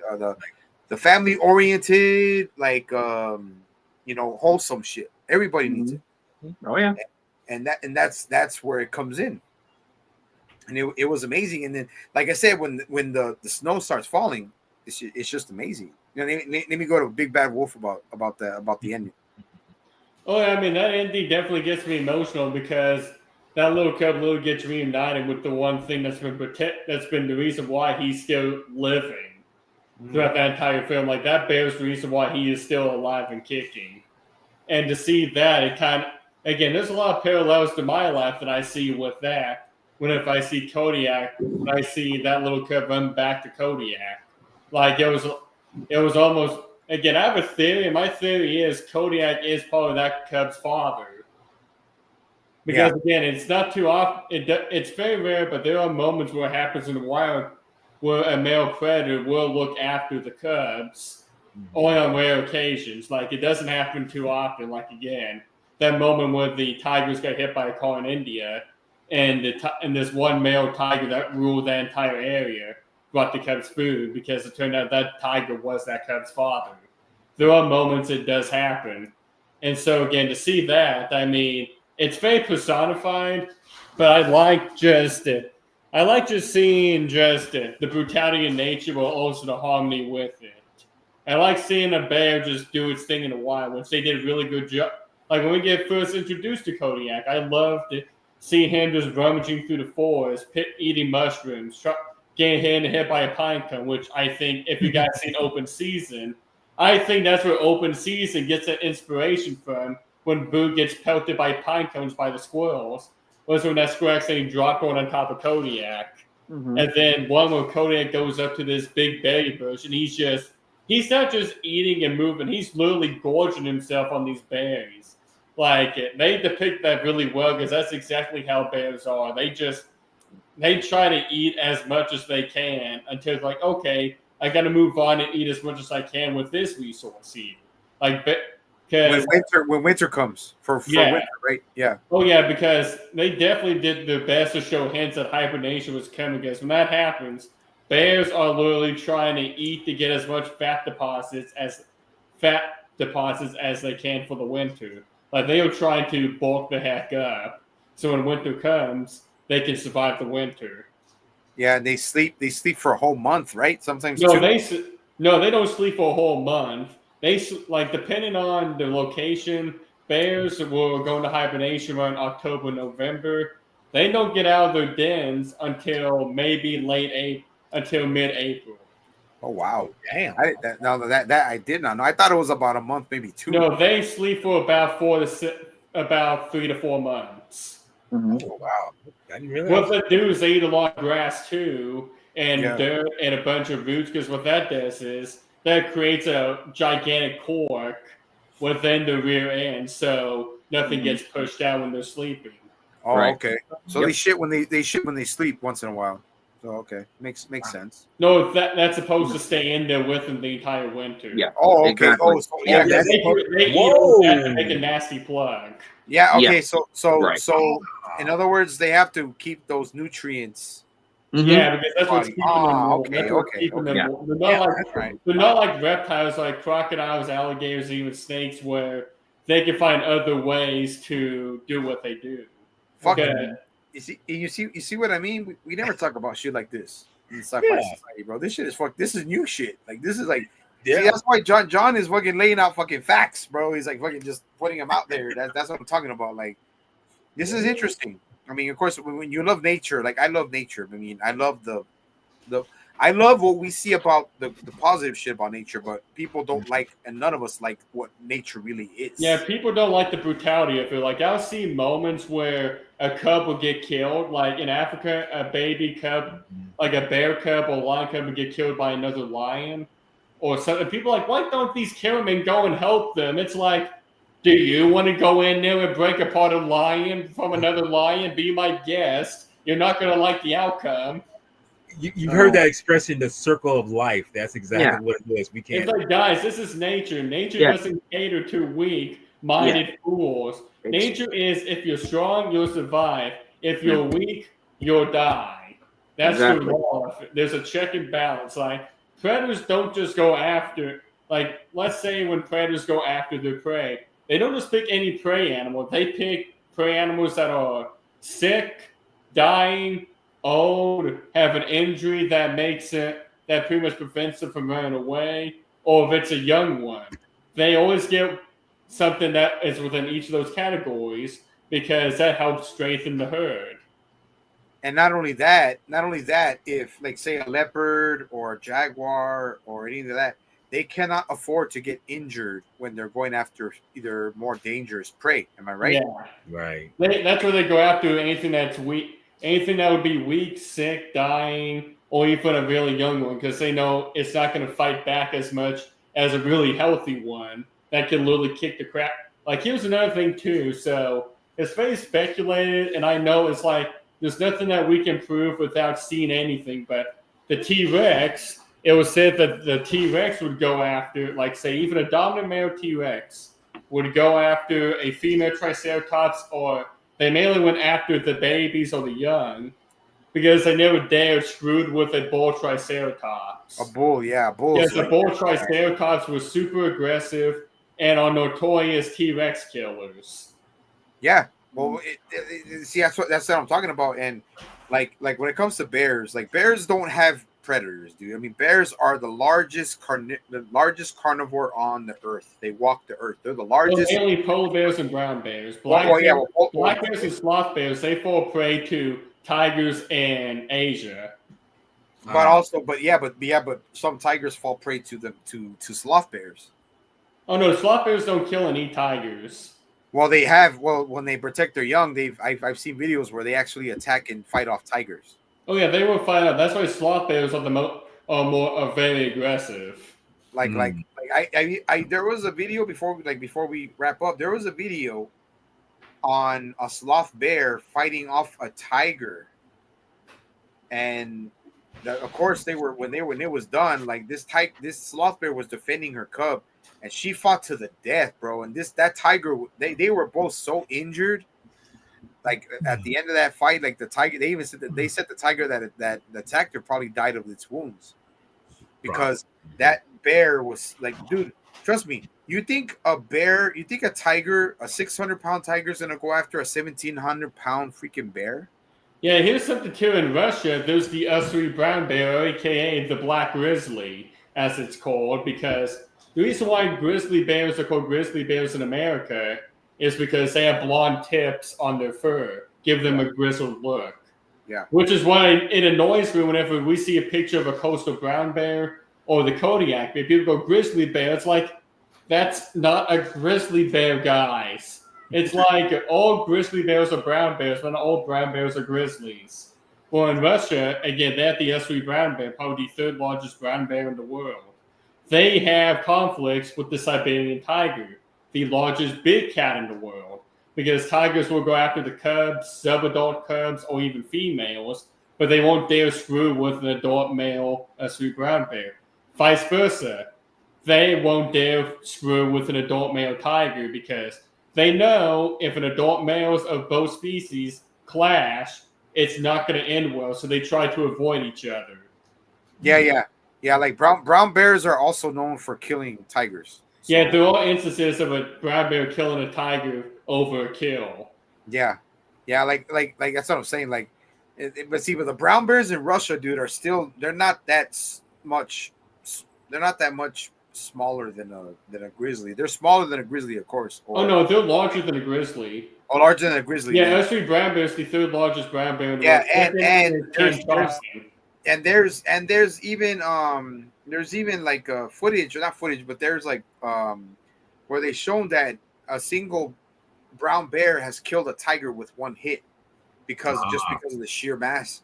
And like it's more because there's tigers are more persistent in Siberia or like in Russia. But tigers are a more precise hunter. They go in and they make sure they do. It's like a surgical incision. They go for the throat or anything like that and kill it quickly. A bear doesn't kill you quickly. It just mauls you until you die. Yeah. Because mainly what a bear would do is they'll go up to a prey animal and hit them in the rib or it'll hit them in the back, and it's strong enough to just break those bones, and that animal won't be able to run.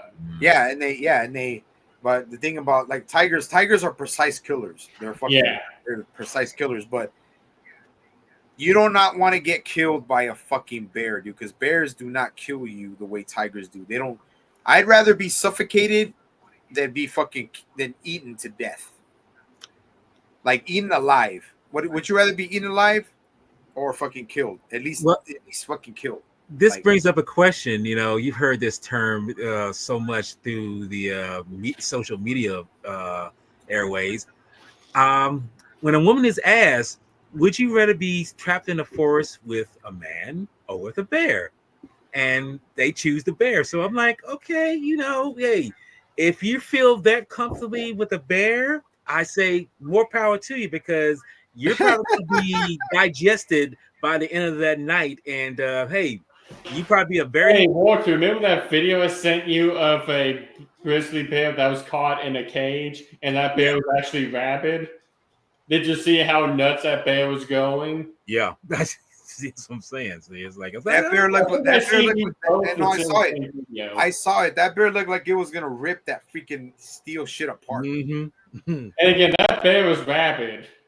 That's one thing I never thought I would ever see as a rabid grizzly. I didn't think of cocaine bear, right there. Yes, yeah.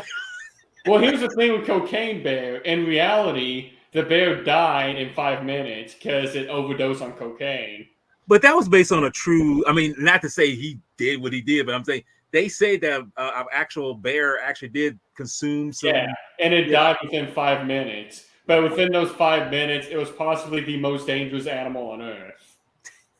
Oh, shit. Well, thank God. Thank God. I wouldn't want to know that. And then, yeah. Right. but last thoughts, guys. Last thoughts on the bear. Let's go Gojira. Great film. Very depressing yet uplifting at the same time film. Very brutal film. Again, it takes liberties with how these animals do work in real life, but we got the nature guy up here, Big Bad Wolf, telling us and setting us straight on things. Yep. I enjoyed it. If you have a weak stomach, just remember it's a movie, and out of 5 stars out of 10, I'd give about like a 3.5 out of 3.5 stars out of 10. I'd probably say 7.5, maybe 8. But yeah, enjoyable film. Great stuff. Jedi. I have to agree with Gojira on this. I mean, it's as I say, it's been a while. If I say it's been a while, it's been over 30 years. But rewatching it, you realize like this is a very brutal film. I mean, it's a nature film. I mean, it has story, it has structure, but at the same time, we're literally seeing animal viciousness and how it really plays on the minds of all of us, and it just makes you realize, like, yes, again, nature is a very unkind bitch, and she is not going to let go until she chews you and spits you out. But and it's a PG, as I say again, a PG film, PG. Okay, I mean that's what it's rated, but it's a but again, it's a again,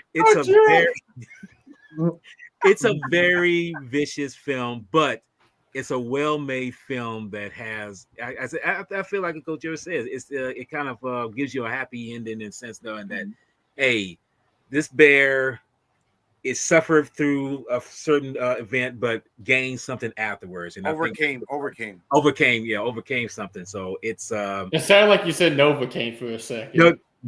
No, I said this bear Novocaine. This bear needs some Novocaine by the end of the movie. Well, in a way, he needed Novocaine. It's kind of numb the pain of knowing that he has to deal with shit. But now the rating I would give this would be from 1 to 10. I would give it. I'd say I'd give it roughly an 8.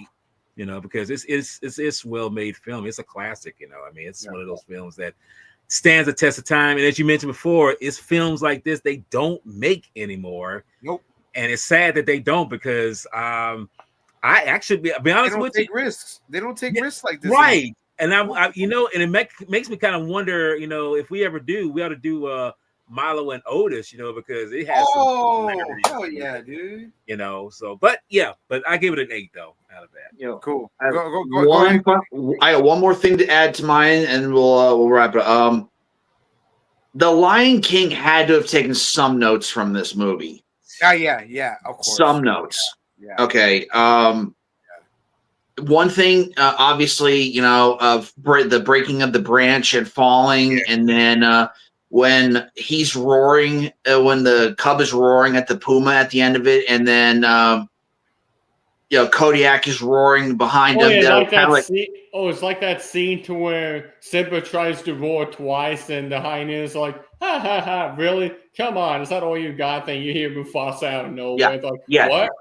They had to have taken some notes. There had to be some kind of inspiration. They won't admit it, but there had to be some kind of inspiration. Okay, that all right. Now I'm done. Okay, so here's my thoughts on this. I believe this film inspired Disney to do Brother Bear, because there's so many parallels to this film and Brother Bear if you watch them side by side. They had to have taken notes from this film and went, okay, let's see if we, this is a great film. Let's see if we can take this blueprint, but then twist it and make our own thing from it without making a direct copy of said film. Because there's so many parallels to this film when you watch Brother Bear. And again, this film was pretty amazing, very heartfelt, but also it's pretty much pushing the boundaries of PG to maybe not to even unrated, because there's so many scenes that whenever I watched it again, I was like, what the crap? I'm like, this was actually in here? I'm like, how did I not know or remember this whenever I was young? Then again, probably around that time, I was watching so many horror movies that it didn't faze me. Yeah. And so, but I thought a lot of the animal portrayals were pretty spot on, especially when Kodiak finally met up with the younger hunter. I liked how he was pretty much everything that we saw Kodiak doing until he left that hunter was pretty much how a bear actually behaves when it's getting ready to attack, or is feeling feeling intense and wants to attack, or it's pretty much like, hey, this is your last chance to get away or I will kill you. Yeah. And again, some of it was very over personified, but I enjoyed it for what it is because it helped move the film along. It was very heartfelt as it showed the peaceful side of nature with also brutality. Not only the brutality, but just how harsh life is with nature. Because as mentioned before, nature never does not cater to the weak. It is not meant for the weak. Nature, you're either strong or you die. Yeah. And everything wrapped up very nicely. Kodiak coming back to save the cup at the end. I figured it was going to happen. But when you first watch it, you're like, where is this bear? When is he going to come out of nowhere and just slam this puma or something? But instead, we just see, again, like Matt said, I can see that one scene they probably took an inspiration because as soon as we hear that roar, the funny thing is the cub didn't even pay attention, but the puma still looked like he just looked at me and was like, oh, I should probably get out of here. I don't want to mess with him. Right.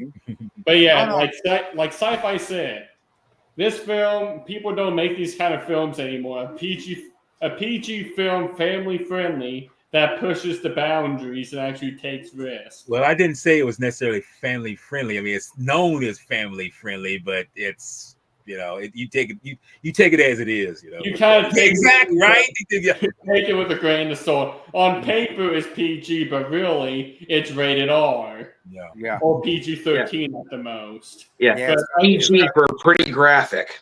Yeah. I'll give this film an 8.5. I mean, this is still one of my favorite films of all time. I mean, I hope to see a film like this maybe later on in the future. Not as a remake, but like someone going, you know what? Let's try and do what they did and actually push the boundaries of where we can go with this PG rating. Yeah. Mm-hmm.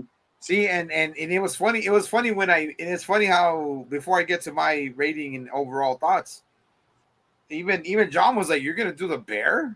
He's like, "You're gonna do the bear?" Like, yeah, I'm gonna do the fucking bear. Do you? John was like, "I'm on that shit." Yeah, I'm like, I'll do it. He's like, and I have to get like someone who's an expert, because John, this is what he studies. This is what he does. This is what he wants to do. This conservation, learning about animals. He knows more about animals than anybody that I know in the fucking Sci-Fi Society. Let me just tell you that shit.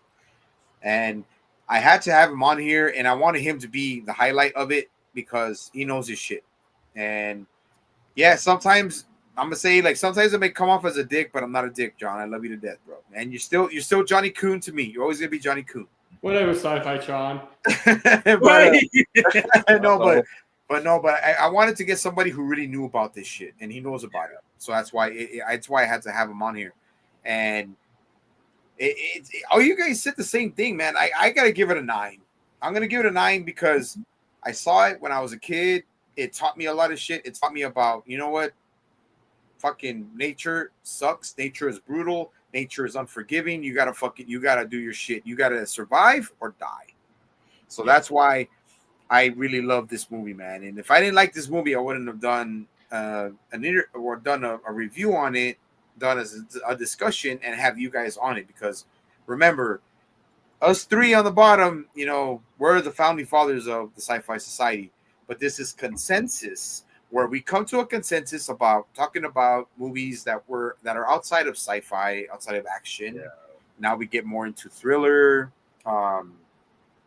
Let's say movies that are like gangster movies, Godfather or anything like that. Like more movies that are obscure, that are not pertaining to sci-fi. So I branch out.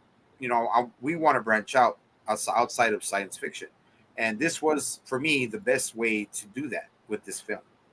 Okay. And with the people I have here, the Godfathers. We're the Godfathers, bro. Gojira 51, Jedi Granville, the Sci-Fi Sentry, and then we have Big Bad Wolf, aka Johnny Coon.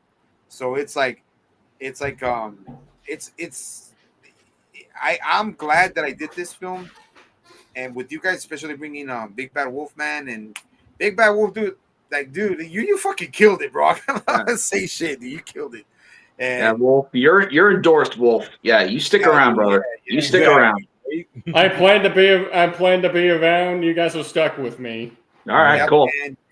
But my overall thoughts, like I said, a 9. The cinematography was fucking amazing. Mm-hmm. How can you not have good cinematography when you're out there with British Columbia? No. Well, the setting is supposed to be British Columbia, but as you guys mentioned, it was filmed in a nature area that wasn't British Columbia. Yeah. But the film it is British. It's supposed to be British Columbia. Okay. Yes. But overall, great film, man. Brought back a lot of memories. I'm sorry, Jedi Granville and Gojira, that it brought that grittiness and that sorrow with what happens, man. But we all know that that's how life runs, man. That's how life is, and we can't escape it. We can't escape it. We can't run from it. We got to deal with it. What do? We keep moving forward. This film reminds me of what this little one. Let's see if she'll cooperate with me. Reminds me of what this one here kind of went through, because fun fact about this little one, she was a stray Mason kid when we found her, just surviving in the woods. Yeah. She showed up one day, tried to climb up my leg. The next day she came back. She came back like a couple of times. Her grandma goes, maybe we should stop feeding her. I'm like, okay. So we got out like a bowl of water and a bowl of food. We put it out near my carport where she liked to hang out, and she would just eat. And I'm like, there's no way this cat's going to show up at this. She's going to end up getting killed by something overnight. This little cat was literally a miracle from God. She kept coming back. She somehow found a way to keep surviving and thriving until we eventually took this little cat in. No, that's great, bro. Like I said, but I'm gonna show just out of appreciation for my Weddle when I was 11 years old. Now, was this one a husky? No, he was a German Shepherd. He was a German Shepherd, pure white German Shepherd. Oh, that is one beautiful German Shepherd. He is beautiful. But he has a tragic past that I'm not gonna talk about here. But but my brothers, man, yeah, nine for me. Great film, amazing film. But expect more. Anybody who's watching, I got a few things coming up. Not totally locked down, but I got to get with my brother Jedi Graham Bell. We're gonna do some co-promoting. Like I say, yeah, yeah, we're gonna be running streams, it'll be sci-fi's, but it'll be running on my channel. But yeah. And like I said, if I could, I would do it on my own. I can do it like this. It's cool. I like it, but we got to put more. We got to put more in it. And but I will be doing more streams with Jedi Graham Bell, and I'm gonna before I get to what I'm gonna talk about, what you guys got coming up, Big Bad Wolf. Well, I'm trying to get my brother and our friends and I to record some kind of funny gameplay, hopefully some kind of horror game, and then post it, because at the moment I'm out of recordings. But I'm also, Matt, you're gonna like this. I'm almost done with True Instincts 2. Awesome. I'm almost done writing it. Nice. Cool. I got to get to that, man. Sorry I haven't gotten to it, John. But no worries, dude. You have your own life you're dealing with and all other issues despite what's been going on. You have stuff you got to deal with. Yeah, and Gojira, got anything coming up? I'm gonna see. I have it on my playlist in YouTube. I'm gonna see the unboxing of Godzilla as Godzilla Jr., right? Yeah, it pretty much is, yeah. So I've got. Actually, I completely forgot I had this pre-ordered, and I actually got charged for it. The new SH Monster Arts Godzilla 1995, Burning Godzilla. It's like the anniversary version. I just got that pre-bought. It's in my loot box on Big Bad Toy Store, so I need to have that shipped to me. Also, the new Metal Gear Solid game just came out. I'm thinking about picking that up, the digital copy, because it has a bunch of little fun goodies with it. Pretty soon, I'm going to be traveling for reasons. My brothers know what that's all about. Okay. Other than that, I'm going to be starting some new work as well outside the group, so that's going to be taking up some time. Other than that, I guess gotta get that onto. Get that started as well. But yeah. Also, I have the X Plus 25 centimeter fake Godzilla, which is from the film Godzilla vs. Mechagodzilla, on pre-order. Just waiting to see when that's going to come in as well. So yeah. Cool. Nice. Jedi Graham Bell, my brother. Well, it's funny how my life is so complicated and so outrageous. But after I leave this stream later on tonight, I'm going to be hooking up with Artistic Lizard, and we're going to be discussing. Hooking up. Yeah, we are going to be hooking up. We're going to be dating together and dang. and whatever. What were you going to tell us? But no, we're good. But we're going to be discussing. Shut the fuck up! Shut the fuck up! So you get me started there. But no, we're going to be Johnny discussing. Koo, shut up. We're going to be discussing a Gamera film, which is actually my very first Gamera film that I ever saw, which is Gamera versus Zegra. Oh, nice. Oh, dang. Great movie. Great movie. We're going to be discussing that, and I can say good detail. I don't know how long we're going to do it, but that's going to be later tonight, and sometime this month. I'm supposed to get with my boy Sci-Fi and D Film Fanatic, and we're going to be discussing the 2003 action flick with Jet Li and DMX, Cradle to the Grave, which I love, which I think is an underrated film, but I mean, it's, take it as is, And as far as that goes, I got one more this month, which is hooking up with Professor, and anybody else can join up if you want to.